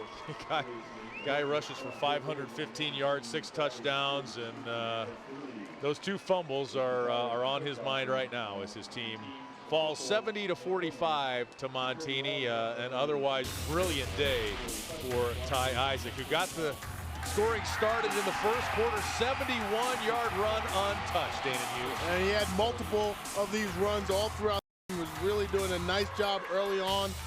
Gave Montini all they can handle in this ball game. John Rohde, Jordan Westerkamp, a record-setting day for them too as they tie. This went back and forth until the third quarter. Ty Isaac, 63 yards, again untouched. Great blocking up front by Joliet Catholic. And then the answer out of the Joe Cat, Joe Borsellino, son of the offensive coordinator who had played here a year ago and 2 years ago. Then it's Isaac again, 56 yards. Amazing, amazing day for Ty Isaac, who's only a junior. Borsellino again with the touchdown, and they just went back and forth, tie game. The Hilltoppers had to settle for a field goal, so that kind of threw off the scoring. It wasn't a tie game when Rohde hit Westerkamp for a 54-yard pass, but then the Hillman answer, Isaac, 66 yards for the touchdown run. Are you tired yet? He did not seem like it at that time. He was just running very well, and you can see the numbers. 587 yards passing for John Rohde and his crew, and 747 on the other side of the field. Joliet Catholic, the Hilltoppers, they ran the ball very well. Like you said earlier, the 5 turnovers, probably the thing that jumps out off of the screen to me, very costly for Joliet Catholic. They just could not rebound from that. Over 1,600 yards combined. Have you ever seen a high school game like that? I mean, that's incredible. It's incredible, and to watch it unfold like we did, and to see the athleticism and the players on the field. Some quality players, a lot of Division I talent on the field, players that have made commitments to Division I teams, Big Ten schools. It's going to be interesting to see how they go on to the next level. But today they were on center stage, and they did a great job. I tell you what, we've seen these teams so often in the last 2 or 3 years. We didn't have to study a lot for this game because we're so familiar with their players. One guy we're going to miss seeing, looking forward to seeing him in college, Jordan Westerkamp, wide receiver for Montini. He is downstairs with Aaron Bennett. Jordan Westerkamp, a member of the 5A state champion Montini Broncos, and 3 in a row. How's that feel? It's unbelievable. You know, not many teams have done that before. It's just a special category for the state of Illinois. You know, we've just been fortunate to get 3 in a row. You know, we got a lot of tough guys on our team, and we played great today. 45 points allowed. You might not think the defense played well, but you guys came up with the stops when you needed to. What can you say about the way your defense played? You know, JCA's offense, they're explosive. They got those 2 running backs, Malin and Ty Isaac, and they're unbelievable athletes. We knew we were going to have to score a lot of points. Our defense did the best they could. So, you know, we're proud of them, and, you know, we got the trophy, so we're happy about that. A great career for you and for the senior class. You're headed to Nebraska next year. Could you put into perspective what you've been able to experience here at Montini, especially these last 3 years with 3 state championships? It's just been an unbelievable ride and experience for me. I've been so fortunate to have the career I've had, and getting the support from the people, my family, my friends. You know, I love them all, and it's unbelievable. I never would have thought I'd be standing up here my senior year with a 3rd state championship trophy. So, you know, I thank God, and it's just an unbelievable time. Jordan, congratulations. Go celebrate it. Jordan Westerkamp of the Montini Broncos, your 5A state champs. All right, Aaron, they joined some of the great high school programs in state history do the Montini Broncos with their 3rd straight state championship. Our congratulations to both them and Joliet Catholic. And welcome back to Memorial Stadium here in Champaign-Lee Hall along with Dana Hughes. And here's what's coming up next. You just saw Montini defeat Joliet Catholic 70-45 in possibly the most offensive game ever played in captivity. It was unbelievable. Just check the record books, but give the IHSA a couple of weeks to get that updated because there's a lot to change. Up next, with Montini throwing the ball constantly, that game took a little while. Yes, it did. And you know what? Like you said, it was a very offensive output, but it was great to see the athletes on display. They did a great job today. Monumental effort on both sides. Ty Isaac over 500 yards rushing. John Rohde 585 yards passing. Jordan Westerkamp a record-setting day receiving. Montini now joins a very elite group of high school teams in Illinois that have won 3 straight state championships. A quick look at the record book. They join the likes of Maine South, East St. Louis, Mount Carmel, Joliet Catholic, Driscoll Catholic, no longer around, Geneseo, Kankakee McNamara, and Carthage, some of the great programs in the state of Illinois, and Montini puts their name up with them. Ridgewoods has won 2 state championships in their school history, and Prairie Ridge going for their first here in 6A, coming up on the IHSA TV network.